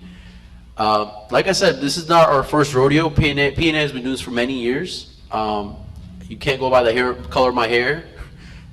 Basing their experience with the firm. The engineer of record, Mr. Asha Anwar, has come here several times, and he'll be welcome to answer any of your questions that you might have in the follow-up meetings that we might have. But in regards to notifying the board, projected cost estimates, these have been provided. We've been in intense conversations with the contractor. I've had several fights with the contractor to negotiate down and get credits where we can. So at the end of the day, you have to understand, we're on your side. Our interest is to serve the residents and the board and the city of Pompano Beach. So, and we have to abide by the Florida Building Code. So our intent here is not to screw you, as I would say. Our intent is to help you as best as we can and explain what we're doing while we do that. Let me ask one other question here that's concerning me. The windows, I understand the whole process. And I think at the end of the day, as long as everyone gets the certification that John is mentioning, Right. from this, from this task that's going on, there'll be a peace of mind that the money you spent took care of the issue that was done improperly with the first go-around. Right. Okay? And I think that's important. I mean, it's more about compliance, certification, so you have an asset that's of value. Absolutely. Okay. Who is marking out the walls for any spalled, who's sounding the concrete wall along the vertical face of the building and hearing hollows and marking out any spalled concrete or delaminated concrete? It's usually me or the inspector on board here from Okay. DNA. All right, let's just talk for an instant on that. Yeah. What do you think? I mean, we already know there's an overrun on this window replacement. There's going to be an overrun based upon what you've discovered to Right. structurally adhere the windows into place. What do you anticipate? And I know there's some roof issues. This has come out too. And everyone says, why aren't we doing the roof so that water doesn't impregnate the vertical Right. walls and your I mean, that's a good question. You know, it was asked, why isn't that roof being addressed to seal the parapet wall so nothing does come in, you eliminate any mold? I'm deviating here, but I am concerned about that. But the spalled concrete, is there a lot of I'll spalled? address that in a minute too, because we had quite a few roofers in here Okay. to discuss that subject. Okay, but I'm Yeah. more concerned about any delamination in concrete. You know, as far, are you finding a lot of it? I don't see much of it being painted out on the walls, but are you seeing a lot of that? Is that another additional charge we're going to experience from the same contractor, or can we hold on that before you prime and paint to make sure that someone's going to give you a very good unit price as opposed to a unit price that's based on 2 square feet as opposed to 10 square feet, you know? So while we do the windows in itself, let me ask this in 2 phases. While we do the windows in itself, we absolutely check the concrete that's surrounding the window openings to ensure that it's addressed. I've had several issues with the concrete and stuff, specifically to a lot of the sliding glass doors. We have rebar reinforcement that's running high or without concrete cover, and the moisture has been sitting at the sill. Typically happens at the sill, and so we've had to provide build outs for that in itself. That's just around the windows. I'm not even referring to the exterior of the building. And at the exterior of the building, yes, we've had some areas where we had to mark out and address some delaminated concrete and also delaminated stucco at various areas of the stack. Right now, our work has been minimized to mostly the windows. We've been trying to address the windows to the most extent because we utilize the swing stages to full effect to get through these units as fast as we can. So we've been kind of holding off from going crazy on the exterior. But now we're taking heat and we're addressing all the stucco repairs and concrete repairs. As far as the unit prices are concerned, we already have established unit prices to address these repairs. If you are in some way or fashion not happy with the unit prices, Based on how many quantities, what did you use as that unit price for quantity? Was it 1,000 square feet just to have a number? part Or of was it the an unit prices educated were already quantity? agreed upon. Part of the unit prices were already agreed upon when the contract was signed. And if it runs over 15%, can you renegotiate? Is there a provision for that in the contract? No. No, not yet. So he can just, It's not in the contract, it won't be. We intend on keeping the same unit prices. We don't plan on extending it further. Now, I understand you want a credit because we exceed a certain quantity. and he's going to make better production if he has a bigger Absolutely. quantity. We can look into that, but as of now, we haven't exceeded the quantities as You of have yet. not exceeded, you said? No, we have not exceeded as of yet, because we haven't done, as I said, too much repairs at the exterior. But so far, from my understanding, you're not finding significant issues on the exterior. Remember that the exterior did have work done on it in the past, not too long ago. Even though a lot of people criticize the former contractor, they did in fact do quite a bit of work. And you are saw cutting. I did notice under my balcony, they just patched it, and it's already a shrinkage crack, you know. Everywhere else they saw cut, it was fine. But I'm Yeah, just they saying- should absolutely saw cutting and Unless they hit it with the the scaffold and chip, and they just slap some, I'm just saying, it should always be saw Before, cut. obviously, before it's painted, we have a punch list just for the exterior in itself also. So we will double check everything before we close it up and paint it. So that isn't the scope of work. I won't take any more of everyone's time. Well, no, but Thank you thanks, for- Joe, thank you because for you have answering my obviously question. made some good observations. A question, since you know, based on Ralph's observation that the number seems to be high and everything else, would you have a suggestion to us of how we could go back and try to make some determination as to whether that number's the right number or not the right number? Well, he's your guy. I mean, you got this engineering firm. There's no reason why they cannot provide a quantified dollar value of what it's going to cost to finish the window, the remaining window. I mean, I can estimate it. It's not that difficult. Well, that's the number for that particular project. Right, for that particular project. As far as anything beyond that, I mean, you have roofing quotes, you say, and they're...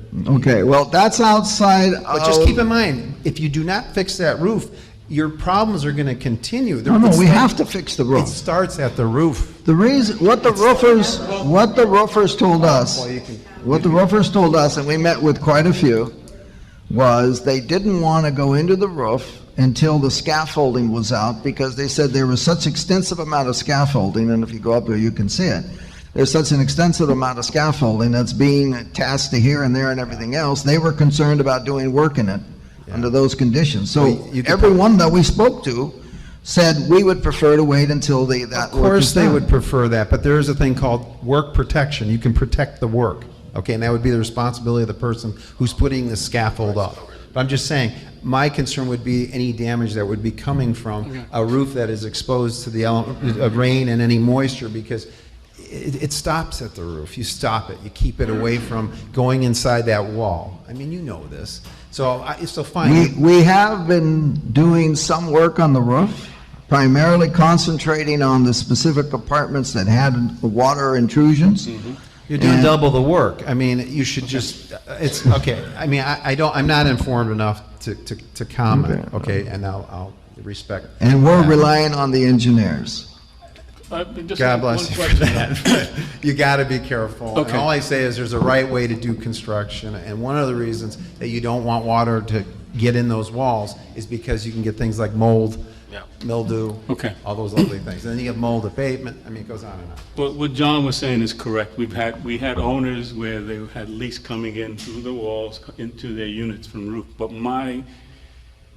what I'm trying to understand is and you should have a record of this, when we had that roof repaired, how long ago was that? 5 years, 6 years ago? So maybe We've had some work done on it. It might be the wall. It may just be the parapet. No, it is the parapet principally. Well, then, I mean, that's It not is a the big parapet expense. principally. No, we know, look, we know that we have to do some work. It's a tar pitch roof. So we've been told it's a very good roof, and they just need to do some work on it to make sure that it doesn't go bad on us. But most of the water intrusion appears to be from the parapet side. The only reason why we were doing selective repairs on the roof, and we have been doing repairs on the roof, quite a bit actually, but they have been all focused on the apartments because our first objective was to eliminate water intrusion on the apartments. Yeah, but, so you're doing basically temporary repair work to prevent water intrusion on particular apartments that are experiencing the issue. No, it's not necessarily temporary. Again, I hear what you're saying. I don't know that I have anything further. I am concerned about any spalled concrete and where that will lead us. And, you know. We are surveying the stacks and testing it to ensure wherever it is delaminated, we're addressing it. Obviously, if we have crazy amounts of repairs, the board will be notified immediately. Well, and to John's point, this work was done. I mean, we've all heard the rat-a-tat-tat for the last, I mean, we've owned our unit only for 3 years, and it's always been under construction, the building, it seems like to me. Not to be cynical, but it's a fact. Right. So I would be concerned about that whole process and keeping a lid on any of that work, because that's something that's not even in this contract to my, other than a quantity of a limited amount, correct? Correct. And so far right now, yes. Thank you very much for Anytime. being here. Anytime. And I appreciate it. Again, thank you. Thank you for your expertise. Thank you. Thank you.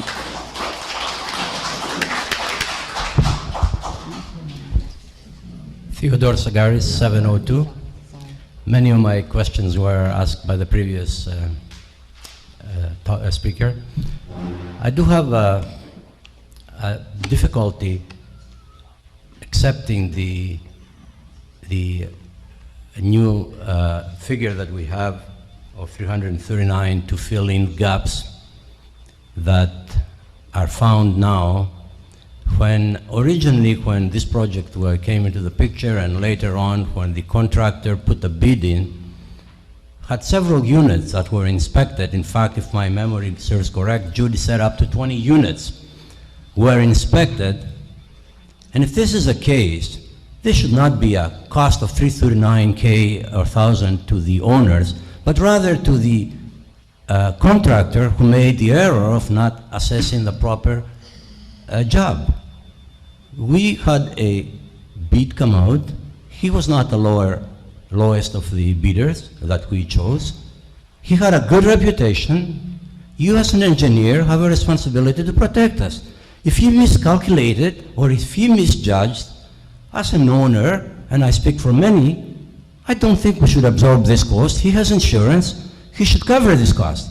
And I have very difficult time accepting your decision to accept this cost. Thank you.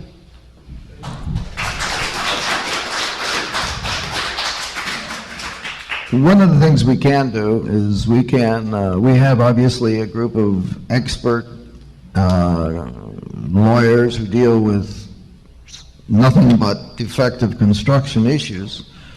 So we can go to them and ask them to review the specific situation with regards to, specifically with this, because of the hollow cells. But my presumption, and I could be wrong, and I hope I'm wrong, and I hope you're right, that there may be a recourse. My presumption is the engineer is going to say, we didn't do destructive testing. It wasn't necessarily called for in the protocol. Now, they set the protocol, so it wasn't called for in the protocol. And had we done destructive testing and determined that the cells had to be filled, we would have said you have to fill the cells. In any scenario, you would still have the cost of filling the cells.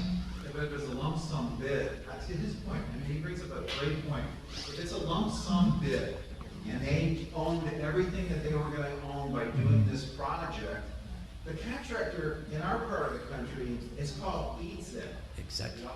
They eat it. That means that it was unanticipated because they didn't estimate that some of these windows would need more structural to adhere. So he would absorb those costs because he took an estimated guess that maybe 23% of the windows are going to need that part of adhering in his bid. Okay, and the rest of it, he's going to just go with, I think they're going to be all right. So a lump sum bid means that he pays whatever it is. We're locked out at like a maximum lump sum number, and that's all we pay, to your point. If it's a unit price bid, and then he can argue that these were unforeseen conditions, then he's got a claim for extras. So it's a question of, was it a lump sum contract, or was it a unit price quantity contract? It was a quantity contract, was it not? What was it? Change order. It was a unit. Unit price? Basically, because if they were charging for every tube, and every tube would be based on what they determined actually in the field, we had prices that we negotiated and agreed on what the tube pricing would be. There was pricing for filling of cells in the contract, but it was like an ancillary provision, and more, at least the presumption at the time was it was an afterthought rather than as a major component of the project. I hear what you're saying, and it's a question of whether the litigation attorneys think that they can make an issue out of it. I'm not big on litigation. I don't know if everyone, but I mean, litigation is always great for the lawyers, okay? Sure. And it always extends things out forever and ever. Right. Rather just get the problem resolved and understand what we're up against and move forward. Once you start talking litigation, and I know you brought up the other day, John, with all due respect, you start talking about $5,000 a day that the city of Pompano Beach could charge us if we're not in compliance by a certain time. If that is such a concern of yours, wouldn't it have been right to have liquidated damages in the contract for this contractor at $5,000 a day, because that's our exposure, and you would see right away this contractor would be getting this thing done in a quick hurry so that we wouldn't have any exposure like that. So I don't know, I understand that that was a possibility that we could be charged this $5,000. Up to. And I applaud the fact that we're not being charged that, okay? But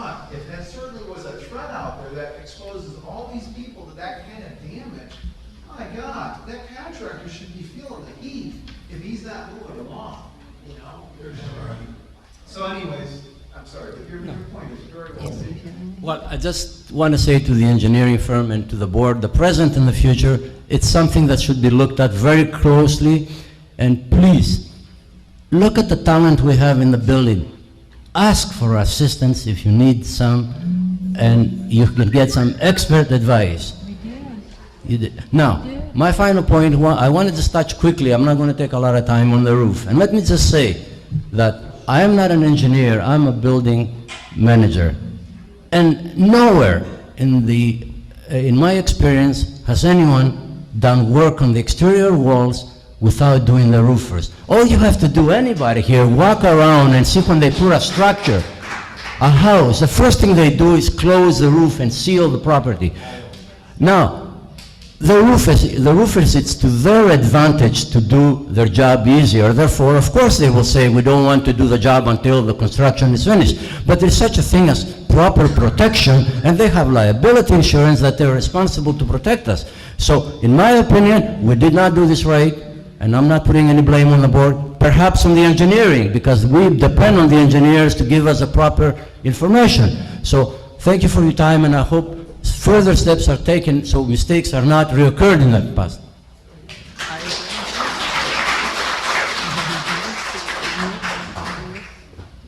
Just so I understand, so what Joe was talking about with all this rat-a-tat-tatting, is that a T&M job, or there was identifying where all the chopping needs to take place, the delamination?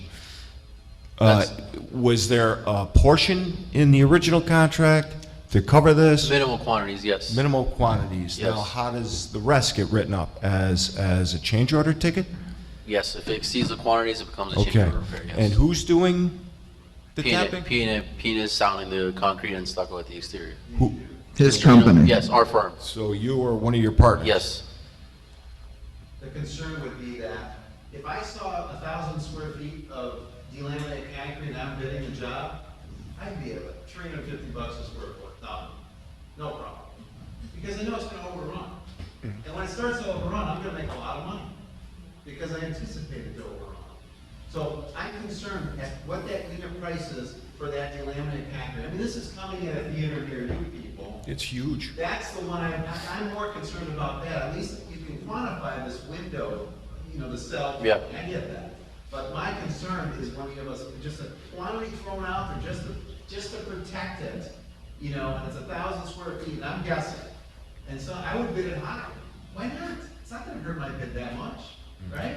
But if I find out that there's more small concrete, and I know you don't have divergent interest from us, and I'm not attacking you. No, I understand, Lou. Okay, we're in the same team.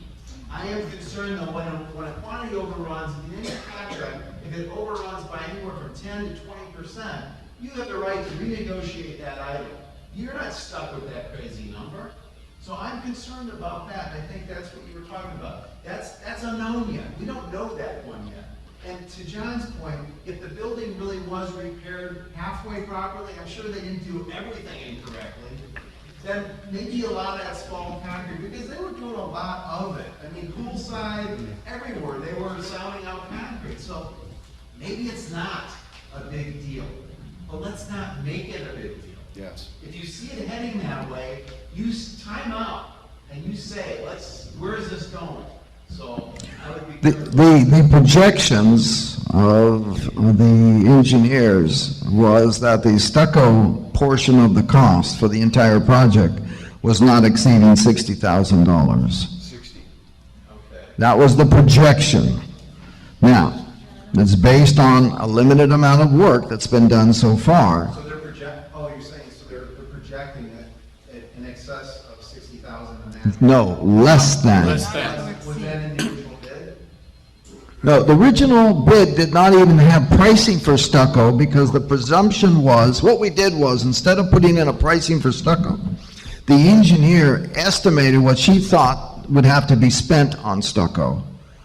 And we treated it as a contingency item rather than as a specific amount item. So it was built into our contingency, and we had certain amounts of money. We had $300,000 allocated for contingency. Who is responsible for That was that local. kind of assessment. That was In other words, I have an engineer, look, I'm not in construction. I build security markets, I re-engineer banks. When I go in and I give someone a projection of what's gonna cost, I know exactly everything that I have to do to make that bank functional. Okay? And I build into it any additional cost with their knowledge, because that becomes, in the event that this happens, I want to make sure that this is there. Covered. Exactly. It's called a contingency. Exactly. And quite honestly, vertical construction, people do allow contingencies in their bid, okay? If it's underground construction, you don't. No. Well, Because you don't know what you're gonna get, okay? I mean, you have soil borings, but there should have been an allowance in the guy's general bid for some of this stuff. Are we seeing that credit for what he had on some of that other stuff? Yeah, I'm not following you there because, Well, I'm just saying, when you bid a job, you're gonna anticipate some unforeseen conditions, okay? this is the contractor, you mean? Contractor. Right. There's no one in their right mind who's gonna go to a job and think it's gonna run perfectly well. Nobody in their right mind. Vertical construction versus underground construction. Vertical construction, you can certainly quantify what the costs are. The building's not going anywhere. You know how many units you have, you know how many windows you have. There's no reason, it's just math. When the engineer looked at the exterior of the building and made her assumptions regarding the exterior, she didn't believe at the time that there was extensive amount of work to be done, partly because of the prior work that was done and her own checking of the exterior and the amounts of money, and I'm not working from memory, but I think she came up with a number of something like 90,000. Well, that must, you know, I hope you are right. I don't know. Because that would be great. And all we're concerned about then are the windows, just as the whole effort was supposed to be. And priming and painting and the roof, all that. We should be in a secured position, you know? Provided the paint is a good paint you're using, like an elastomeric paint that's impervious to ocean salts and that Right. kind of stuff. But go ahead. Let me clarify a little further. There seems to be a little misunderstanding. When the destructive testing and the original contract that was prepared, the manual in itself, the quantities that were assessed, it was not by our firm. It was by June Wilcott's firm. no, we don't. She was the original engineer of record. We transitioned to our firm as being the new engineer of record recently, in the last 5 months, I would say. So there were some assessed quantities for stucco, for concrete, limited quantities, but there were some assessments, or to configure, you might have some limited repairs, as you said, to be considered while we're on the swing, while we're addressing the windows. You might have some things that come up that need to be addressed right there and then to close it up. So some quantities were assessed, but you have to understand that it was limited quantities. And we haven't exceeded the quantities at the exterior because we also have been limited at the exterior work as far as the exterior work is concerned. So it's Once, there's exposure there. correct, so once we have done 1 or 2 stacks, and we have assessed the pay applications of what kind of repairs we have at the exterior, we can project going all around the building and getting an appropriate cost estimate based on the cost I of think what unit Joe's costs that we saying, have you should here. be at that point by now. You've done enough units. And we have projected based on what we know so far of the work that we've done around the windows and some of the limited work that we've done at the exterior. And mind you, when we do the work on a stack, we start from the top down. We start from the parapet walls going down. So we do address the parapet walls as required as we go down the swing stage. We go top to bottom. So it is being addressed as required. We're sounding the entire wall. Around the windows, the top, bottom, whatever it is we have to do, we do. So it is being sounded, it is being checked. Once it's repaired, quantities are being monitored by our office to ensure there's no erroneous issues when it comes to the contractor going overboard. So, and that's true for concrete repairs, that's true for stucco repairs, and obviously, as I said, we also have a checklist or punch out for the exterior that's to be considered, and we were monitoring that. And you mark the quantity on the Absolutely. The contractor's not. Absolutely not. Thank you.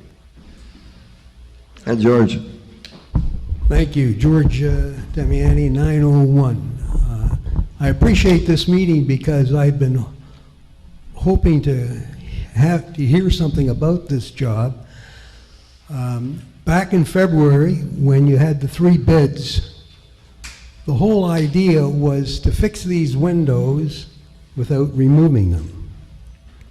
Complete Aluminum had a method which was NOA approved, and at that meeting, he made a statement that 90% of those windows could be fixed without being taken out unless the engineer said they had to be taken out.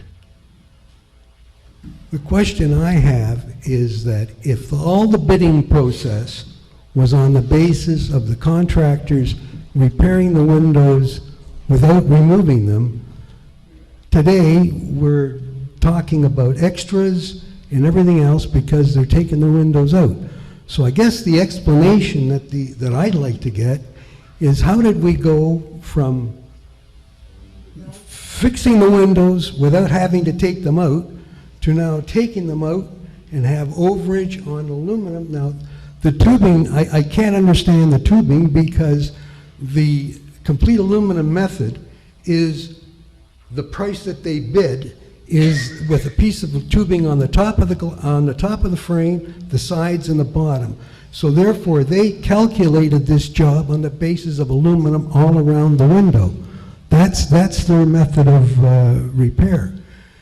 As far as destruction, looking at something that, because you have to take it apart to look at it, over 18 windows were taken out and looked at, and engineers' reports were on it. So therefore, the engineer and Complete Aluminum bid on that job based on those windows that had been taken out and put back in again.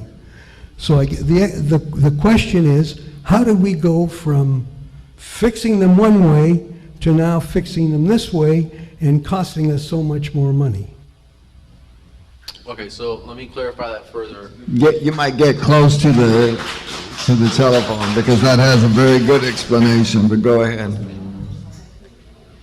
Let me clarify further. So, sorry. Let me clarify further. So, in regards to how the work is being dictated in the field, whether it's all 4 tubes being installed at the jambs or at the header or sill, whether it's just 1 tube being installed, there's no additional cost, and that's been agreed upon for the window to be removed. First and foremost, before any tubes installed. What is the $153,000 more money for the aluminum? So, but it's not just that, it's a variety of different things. But let him finish his explanation, George. So, obviously, before we remove any window, and as you might be aware, we're in a litigation process here, so everything has to be documented, notated before we do anything. We notate what the gaps are for each and every window within every single unit. And we make a determination whether it even needs tubes. That's first. Number 2, if, like I said, if it's 1 tube or 4 tubes, as long as we're installing a tube to address a gap within a window, there's no additional cost for the removal or replacement of the window. So far, we've yet to have a window that didn't require a single tube. Usually it requires more than 1 tube because of the excessive amount of gaps. And also, in the beginning process, we decided to remove the windows to configure the unique conditions that we might be dealing with as far as concrete repairs are concerned. And what's happening is, it's beneficial for us to remove the windows to figure out what kind of repairs are required at the usually almost always at the sill, because moisture has been retained there for many years, and concrete and the reinforcement itself does not have the appropriate concrete cover, and it's been delaminating the concrete underneath the window in itself. So, as of now, we have been removing the windows based on the fact that we've had to provide a tube on every single window. There's no additional cost for removing the window, and we've been addressing the concrete repairs because it's easier to visually inspect and perform some testing on the concrete itself before we close it up and ensure the concrete's been addressed appropriately. If I can, they just finished my unit today, and I was there the entire time, so I watched them, and that's exactly what they were doing. They disassembled the entire window, did the repairs, which we have pictures, and reinstalled. But George is asking, when did the scope change from taking out some of the windows as opposed to taking out every, is it because of compliance?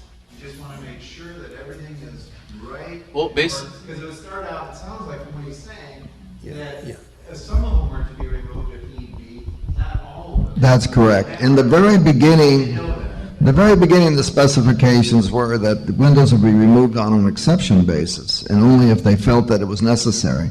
What happened, and again, and Hamza can clarify further, but as they moved into the 8-stack, they found such horrendous situations that very quickly they moved away from that idea, and from an exception it became the rule more than an exception, because they were finding significant cement issues, concrete issues. So that's more or less along the line, but you can clarify further. Most of the windows were configured to be there's a lump sum cost for each window to be addressed, and the lump sum cost includes the cost for removal and replacement if required, except for the E1 windows. That was an exception that we had made because we had figured maybe we don't have the egregious amount of gaps that we have typical to the other windows. But as our testing has stated, that we have issues with every single window. Every single window has gaps all around the window, sometimes, or 2 or 3 locations. At the bare minimum, usually 1 location requires a tube. So there has been, I have not paid the contractor a single penny for the removal or replacement of the, and on top of that, at some times of the contract, means and methods dictate everything as far as the contractor is concerned. And at the very beginning of the job, before we even started the project repair, the contractor advised us that we prefer removing and replacing the window, and we won't charge you because this is easier for us to do the work. And we agreed to it because we also want to obviously check all the concrete around the windows before we close it up and make sure there's no issues. So you're absolutely right. The initial scope was to leave the windows in place, do as little work as we need to do, but based on what we surveyed, and now we have 10 months of survey, we have a lot of issues. You see, there were 18 windows that had been taken apart with photographs. They've been taken out and put back in again. So that evidence was already there, the extent of it. I mean, Not enough, obviously, because what June was doing was still almost peaking. It wasn't really taking out the windows and getting in and finding what in fact they found. And what really where the issue primarily was in the 8-stack. That's where it got really nasty. And let me say one other thing. The original idea was that with the E1s, which was a large number of windows, we thought that we had virtually nothing to do on the E1s. We even felt that we would get a credit. But it turned out that the E1s were just as bad as everything else. Right, Right. but if I could just make a comment. Yes. We selected complete aluminum because they have used this process of fixing the windows without removing them with NOA approval. They have a track record of going in and repairing windows that way. I'm trying to understand why we're taking them out. I mean, I hear what you're saying, but You said it made it easier for the contractor. So there should be there might be a credit in there somewhere? It's part of your lump sum. It's once a tube's required, it's part of the lump sum cost to do exactly that. So it's beneficial for you because we get a clean finish. why is it beneficial to take a window out? Because, you've got to take that window apart. You got to be able to put it back in again. It's been sitting there for 10 years. You're going to bend it. I mean, can't you fix it when it's in place without having to take it out? It's more thorough inspection of the GM and the sill and that. I mean, it is the more proper way. I mean, I'm not going to argue. I will not argue that this is not a good way to do it. You take that window out, you're going to see exactly what's going on. And also, additionally, you have to understand that, I mean, the last 10 months, I don't know many residents that have had several damaged windows due to the process that we're dictating here. Unless there is one, you let me know, but we haven't seen. I monitor the way they're addressing these windows, and they're not aggressive with it. They're not forceful with the equipment, and I haven't seen them damage anything crazy. They have broken some glass here and there, and they're replacing them without cost to you, so. There has been in some cases. Yes. Yeah, but the glass is being replaced at no cost. And either is on order, I believe, if I'm not mistaken, or will be replaced at no Absolutely. cost to the owner. Absolutely.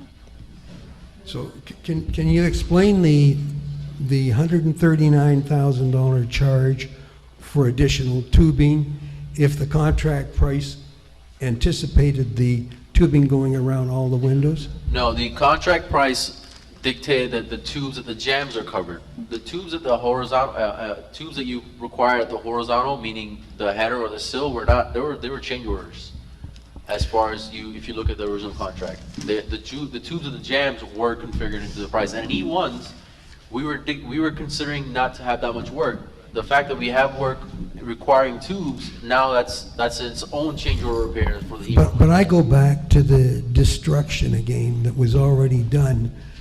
That was already seen that there was the gap on top. I mean, I was involved in this. There is a gap on the top and there was a gap on the bottom. And whoever was going to bid the job knew that they were going to have to put either bucking or the aluminum there on the top and the bottom if necessary. As I said, our firm was involved in the assessing of the original destructive testing and what was assessed as far as quantities are concerned for horizontal mullions. We'll talk to him. I just got one last question. You said there were three things. The first was the aluminum, the second was the cinder block. The tubing, the Cinder block, what's the third additional cost that we have? the contract extension itself. The contract, Extension. The reason, if the contract extends, we have higher engineering costs. Forgive me, but a big part of our overrun, if you want to call it that, a big part of our costs are decisions that we made consciously that we have to reconsider or think about, because we decided to have full-time coverage of the project by an engineer at all times. Our owners, as I think all of you appreciate, are very demanding. I think that's a polite way of putting it.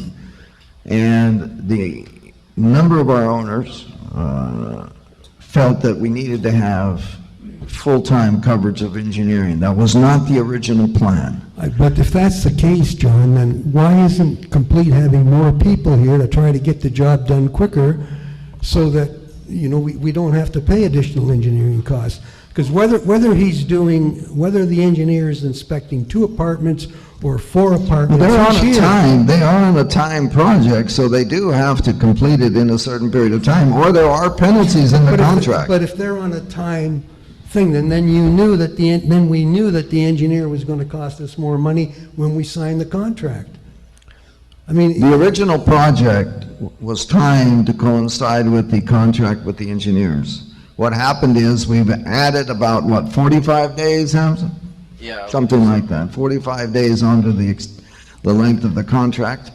Plus, we know we have some of these issues that essentially increase the time of the contract. I mean, if you've got to do things that were not anticipated in the contract, this is something that we have to negotiate still with Complete. right, but we can make up that 45 days by Complete Aluminum having another crew here, another 2 crews, and let's get the thing done so we don't I have to agree pay with the you, and additional that's, costs. we have been talking with them, and I understand they were putting on some new crews, were they not? Yes. But they get cement bags up one person at a time, instead of having a pallet pull it up on, I mean, it's like, really? One bag at a time, every person? But I mean, I understand. Yeah. But they can be their own self-serving, you know, if they're not picking up the pace. Well, I think it's a very valid observation. We certainly can look at trying to push them harder and accelerate the project. But again, I want to add that if anybody's been watching the project lately, they're moving pretty fast. Lately.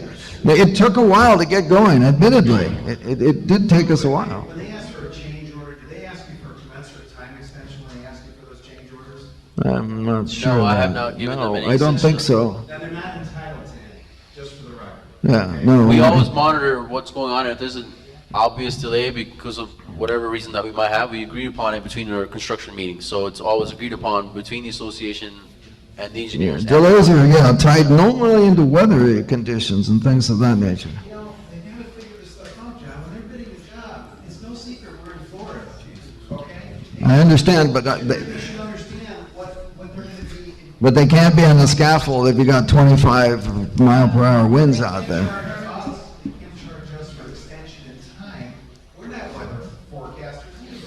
Well, let me just say, a lot of this is always give and take too, and we put a lot of pressure on them. For example, during the last hurricane and everything, they wanted us to pay for all of their downtime, and we did not pay for anything, and that was, over a week, I think. So, I hear what you're saying, Joe. And that's something I think we need to look at. Go ahead. I came home today with 15 bags of concrete on my balcony.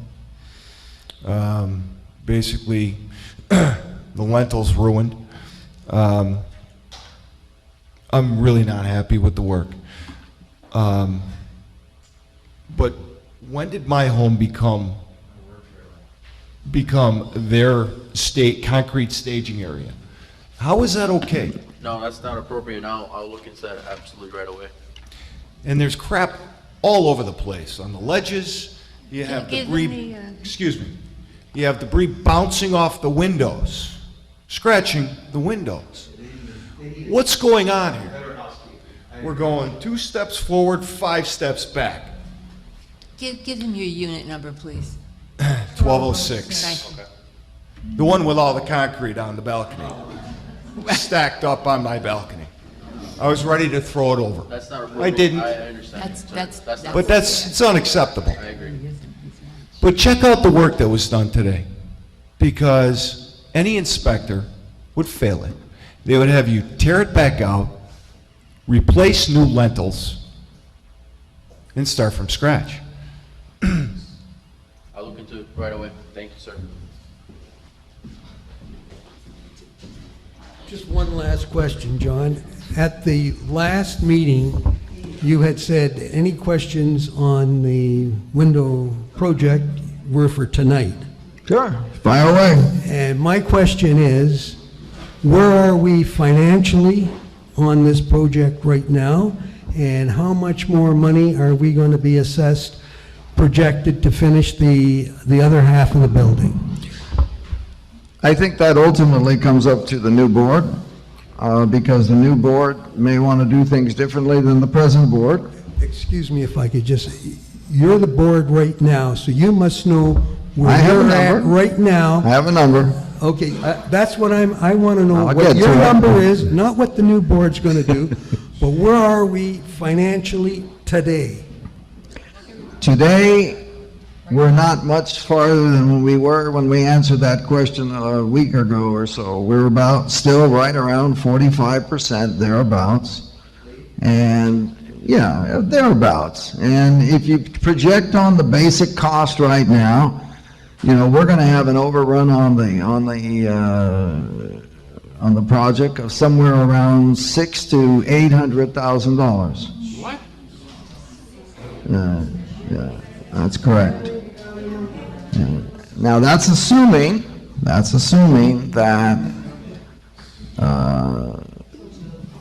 we don't run into anything else. And it also means that we're going to have to probably renegotiate a number of different components to the project. For example, the engineering side of it. If we continue with the engineering costs as they are currently set up or identified, And I would argue not to change engineering firms, because what you'll do when you do that is you just shift it over to somebody else's insurance, and then there's no continuity in the engineering firm that started the job to who's running it. oh no, Joe, I would be the first to say that I would much rather fight with my engineers than fire them. I mean, we're not the ones that are saying we want to change engineers. I think that's the other group. We have worked very, very closely with the city, with our engineers, and the reason why we have not had issues to hold us back is because we have had to tackle with complete on numerous occasions. Most people have not really been aware of the issues that we have been dealing with and resolving because we've been doing it behind the scenes very quietly. And yes, you know, in retrospect, maybe Wilcox could have done a better job than she did.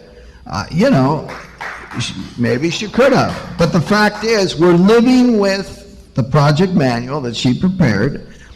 She was chased away from the project. We won't get into that. And she was chased away. It almost was a lawsuit. We had to head it off. I had to spend over a week fighting that with lawyers to head it off. Stay away. We had to bring Pistorino in. That cost us a lot of money to bring Pistorino in because they had to redo plans, they had to qualify, it delayed the project, etc., etc., etc. Plus, they have to accept the project. So they had to go back, and there was a couple of issues.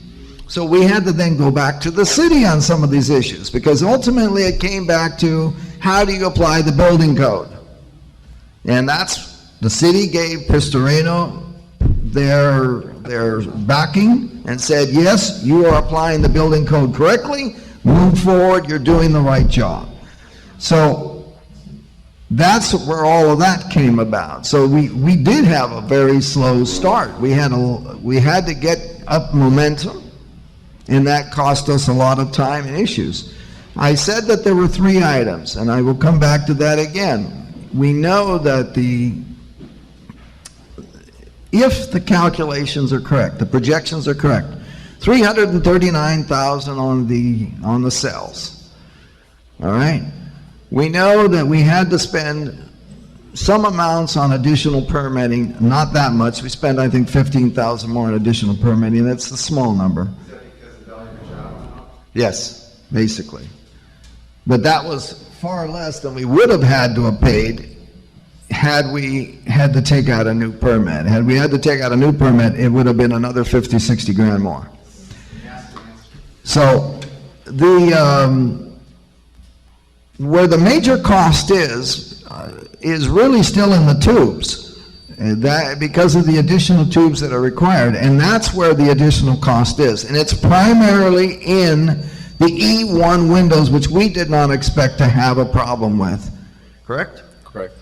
And that's where the major cost is, in the E1 windows. So, you know, yourself, and anybody that really looks very hard at this maybe can give us some suggestions of what to do. I mean, I'm the first would be receptive to anybody's suggestions of how we can reduce these costs. And yes, we'll go back and argue and fight with Complete, because you have to. You got to keep your contractor honest. I know that. But right now, as the project's going, you know, you take the $1.3 million thereabouts that we closed the year at, $1.350 million, something like that. You calculate that out, and very quickly you can extrapolate how much it's going to cost you additionally. If that's $1.350 million, therefore for 45%, well then just add another 55% on it, and you got your number. Going back to the engineer quantifying what the actual cost will be of doing these additional change orders, you know you can do that. It's not just. It's all detailed out. It's not, I know, but it's not linear. It's not. You can't just say because it's cost us this here initially, it's going to cost us that. It's going to keep costing us. It should be actually coming down. It should, because Exactly. you should understand. And that's why the number that I'm throwing out is hopefully the number it will be, because if you extrapolate it out, the number is bigger. John, you shouldn't throw anything out. You are? Engineer. Oh, Engineer should. and I don't think you are you? No. No. Engineer should do this. The engineer right now has to give us a projection, and they've given us some real ballpark projections, but right now, a big part of the cost is still also, as I said earlier, is engineering costs, unless and until we sit down with the engineers. But if we're going to reduce the hours of inspection and hour of supervision. Please don't. All right. So I don't want to either, but you know, I'm sorry? Speed up construction. Well, it's going pretty fast, but speed it up some more. Whatever they've been told the last couple of weeks, I mean, it seems like they got a lot more people on the job. They do. They brought on I a don't couple know of what extra got workers. under there, what fire they put on it, but it seems like they're moving along a lot quicker. They're moving faster, but they could, I agree that you can always move faster, you know. Of course, on the indirect costs, They learn. supervision and engineering, so it behooves us for them to move quickly. Go ahead. Go ahead, Emil. Okay, my name is Emil Wexenfeld, apartment 1503. Today you are talking about surprise. Nobody knew that we have hollow blocks. That's right. Hollow blocks, our building built 40 years ago, and building code did not provide. So if you professional, if you have experience, if you work, you should know. And an example I will show you when complete aluminum knew our building has such condition before bidding the war. That's what it's all about. He should inform before bidding the war. He did not do it. Before bidding? Now, Before bidding? Yeah. Yes. Before bidding, okay. Now, I just didn't understand what you were saying, I'm sorry. he will explain you. Now, let's return to you, Pisarina and Ellen. You claim you have a big experience, and I admire you, I respect. But my question still, I ask for 1 year simple question. Do you have such condition? Do you have experience in working exactly in this type of work? Yes or no? If yes, where is the document? Now, I don't know where do you have it or not, but let me just guess. If you have it, you will have everything. You will have a scope of work, you will have a system how it works. The first building, you do it for 12 years. Now you work, you learn for 1 year. For 1 year you can know how to do it. That's what the question. Why you did not provide this document? And I want to see it.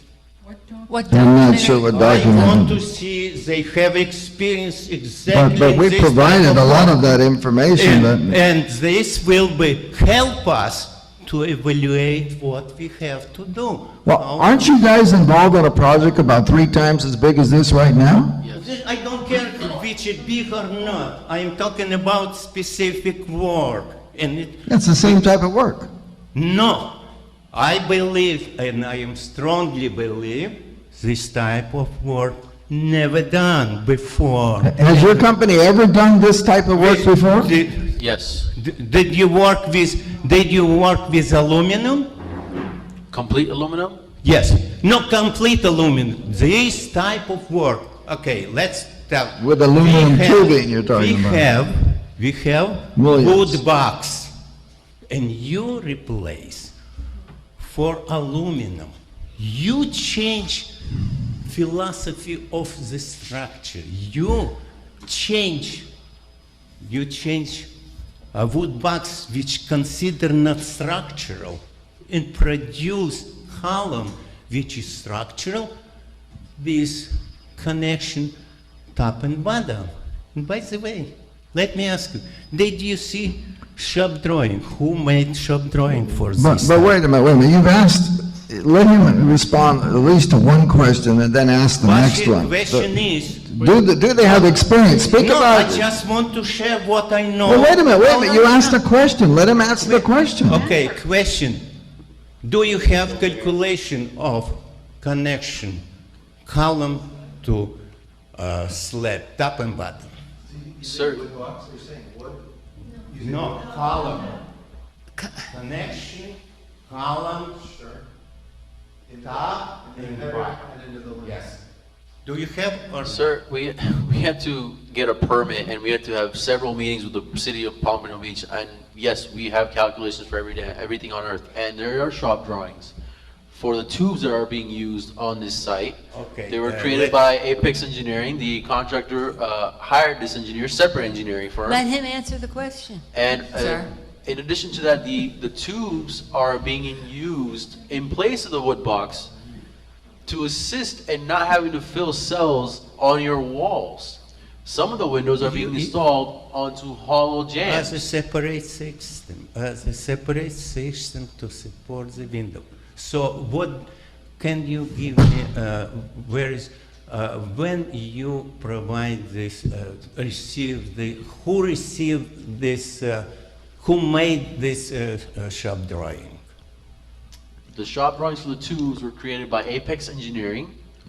That's an engineer that was hired by the contractor in itself. And we reviewed those shop drawings and before we utilized them on site. Okay. So our firm reviewed it before we implemented Who it. reviews this drawing? Mr. Asher Anwar, the engineer of record.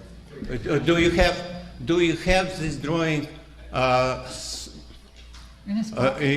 certified by building department? Yeah. Do you have this? Do you have a stamp? Yes, yes, absolutely. Okay, let me tell you one thing. I have all information directly from building department, okay?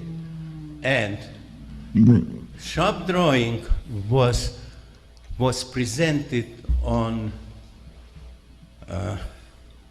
April 12th and permit was issued in April 8th. So permit came later when after received. And we don't have still now calculation of design calculation connection. We don't have it because I have original old document from building department. Okay, well, And apparently if again, it's- there's a and disagreement. if it's Why don't we correct, you in violation of safety. Okay, condition. Emil, if you're going to accuse the engineers of being in violation, then file a complaint then. That's all I can suggest you do. Do that all the time, so just do it. Okay, let me. I understand that the last 5 or 6 times you've done it, they've been rejected. Let me tell you, already, Board of Professional Engineer received three complaints against Turinsky, January 3rd, Bunker, January 12th, and Robinson, January 16th, and I continue to work. Okay? Let us know the outcome. Thank you. Betty Mullen DeProsa, 2404. I'm not an engineer, I don't know construction, but I hear from people that they have wind blowing through their windows.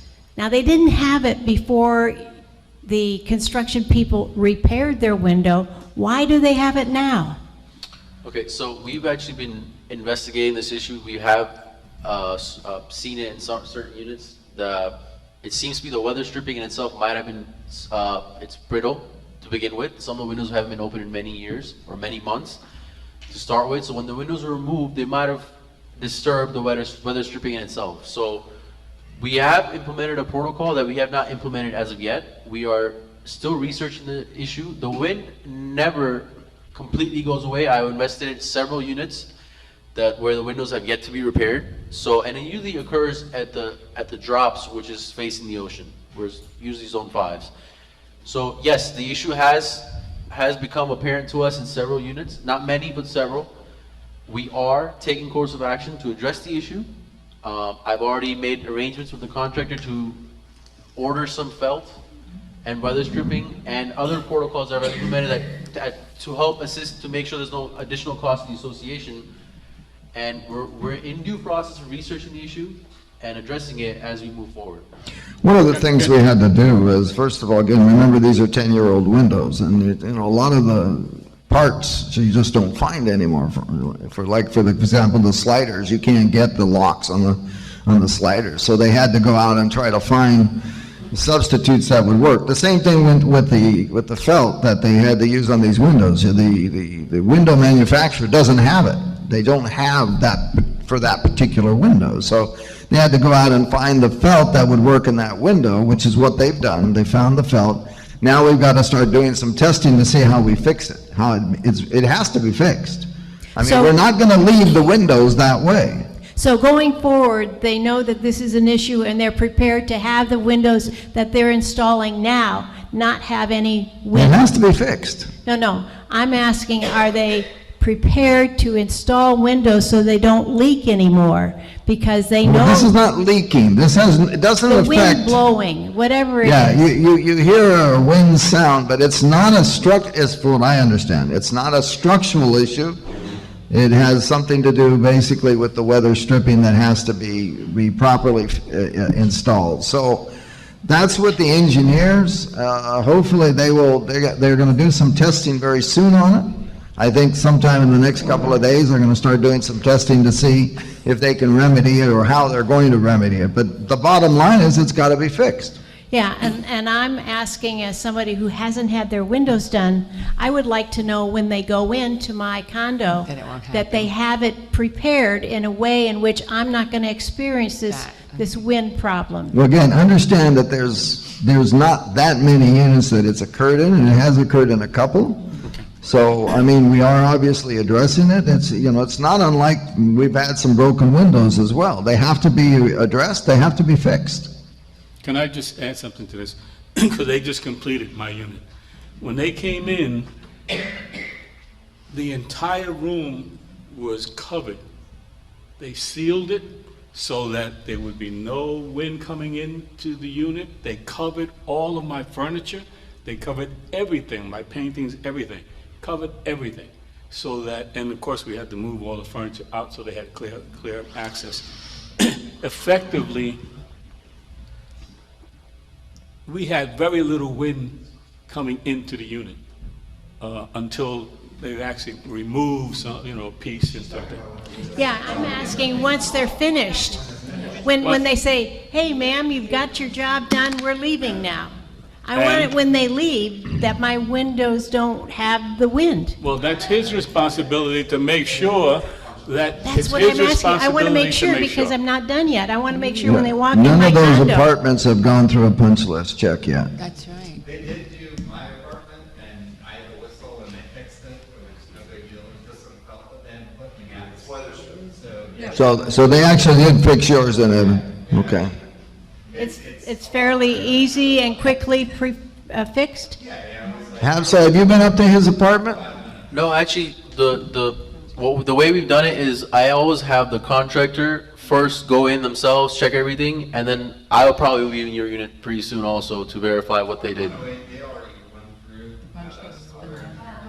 Okay, then you also had an engineer there. Okay, perfect.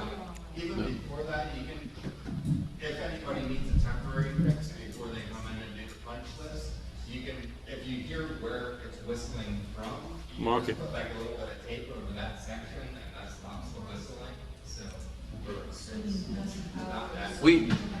But you don't want a temporary fix. You want it to be fixed properly. Absolutely. Yeah, but that also serves as a marker, so that's okay. All right, the other comment I have is based on the conversation about all these surprises and things that were found, it leaves me quite distressed to know that we paid for a forensic engineering assessment that was apparently quite defective. No, I probably didn't go far enough, but let's go backwards a little bit. Let's go backwards, because I was among a group of people just like you and a few others out here that were skeptical of anything and everything that the people sitting up here were doing.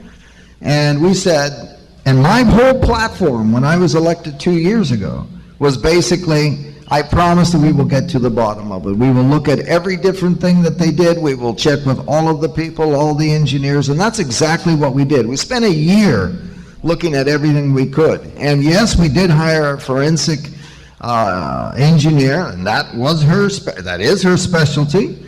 And we contracted her to do a forensic evaluation, and she did one. Now, could she and should she have done destructive investigation? Obviously, Joe's of the opinion that she should have done it.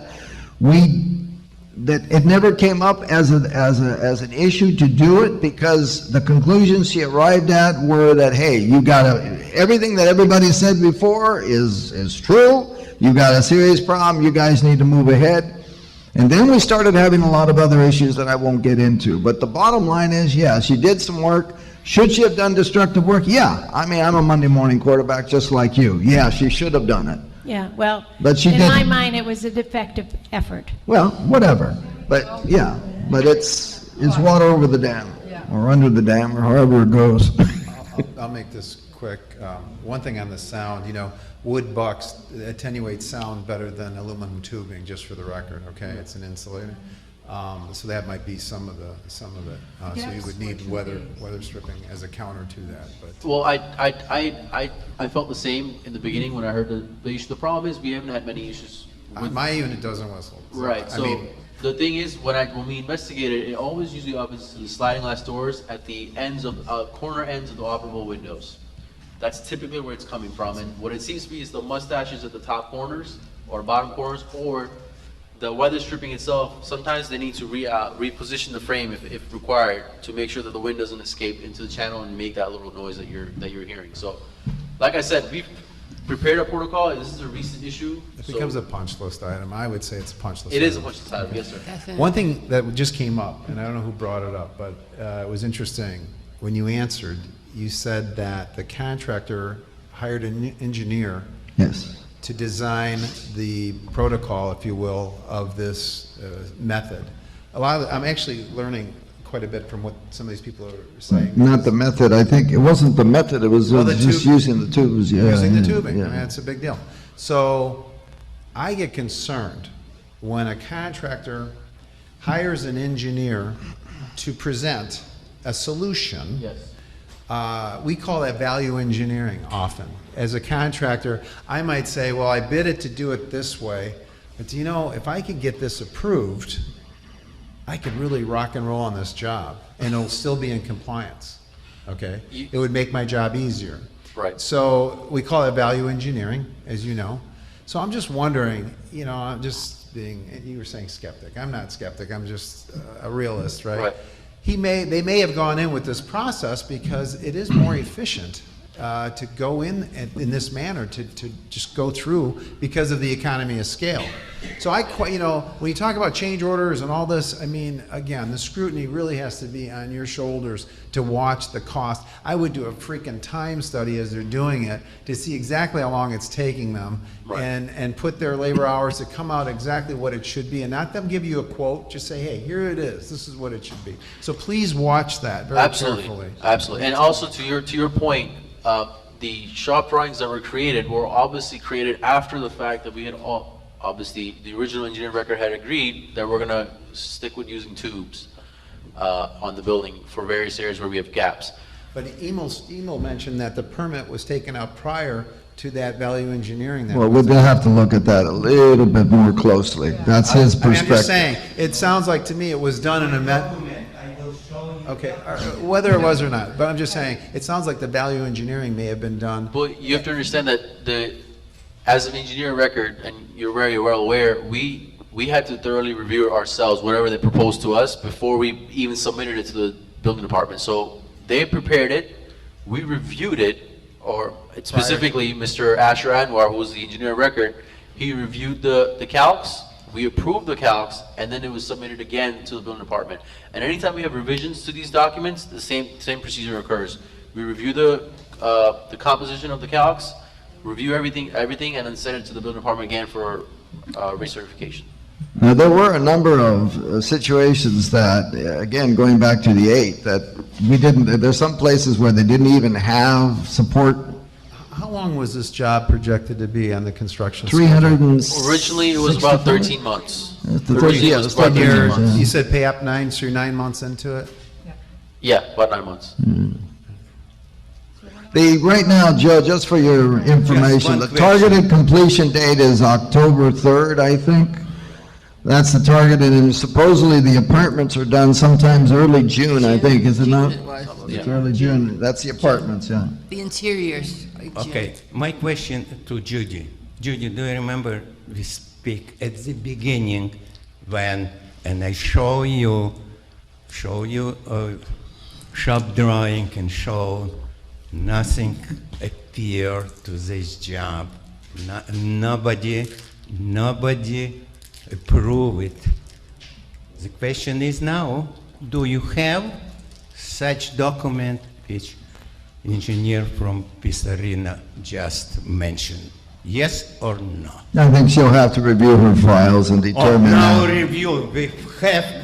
You know how many documents are in our files? You know, that kind of question is just, you know, come on, give us a break. That's an inappropriate question, you know, just want to trap people. I'm going here, guys. But he knows perfectly well. He knows exactly what the documents are in there. I mean, come on. But that's, You know. that's not nice. I mean, if you time him when he comes up, you don't time anybody else. I mean, you know, you want transparency. Timing? Well, We're not timing. Dan, the question. Who's the timing? What's got watches on? What are you talking about? Well, you made the gesture. No. Please. not about. Anyway, go ahead, Roberto. Okay, I have a problem and a question. My problem, I feel, cannot be solved. My corner living room windows were ripped out and reinstalled 2.5 times, almost 3 times. And in so doing, I've noticed now that I don't just only have condensation, which I've never had before, by the way. But now the condensation has led to droplets of water all along the frame. 2205. 2205. Not on the sides, and not on the top of the bottom, but where the windows open and close, top and bottom. I photographed the condensation, and I photographed the droplets of water, and I showed Don. And before I showed him, he said, "Oh, you know, that's normal. That's, you know, it's colder outside, or maybe there's lawn, whatever."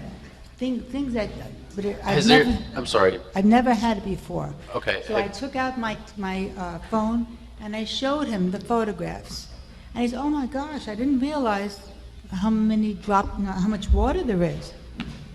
Now, these windows were sealed. They had double impact windows, and they're factory sealed. Obviously, there's some from pulling it in and putting it back and taking it out and putting it back. There's probably some little pinholes in the gasket or something. Yeah. That's what happens. So the window, the actual glazing, that has to be. Yeah, But like. I don't have to have the I have a punch list. So I don't have to have the windows remove the glass from the frame? Like I said, to confirm what you're saying, we will go through this process during the punch list, and if that Oh, I is have the a issue, punch we will. list. Yeah. You have to replace the glazing. Yeah. All right, and then this is just a curiosity question. Did you follow I'll say the findings of June Wilcott or Pistorino? I'm sorry? What's the question? When the contractor did the work complete, did he follow the the engineer follow the findings of June Wilcott or Pistorino? No, whoever was inspecting the repairs, which is us. So we're inspecting the original conditions, the existing conditions, we're notating that first. And then whatever we specify is what's done moving forward from there. So we make notes of everything. Well, they bought off, you bought into the, whatever that. Yes, after, yes, now we own it. We are the engineer records. Wilcott is no longer the engineer record. Yeah. Thank you. I was concerned about that too, because it looked like there was a lapse in liability between one firm to the next firm. No, that was, that was something that was very difficult, but fortunately it worked out. Strino stepped up and, Are we done? so it was either. Cost some money, yes it did. Are there any other questions, comments? Can we adjourn then? Yes, please. Can I make a motion to adjourn? Can I have a motion to adjourn, please? Mary Ann made a motion. Can I have a second? I'll second. All in favor? All right, we go home. Amen, he's right.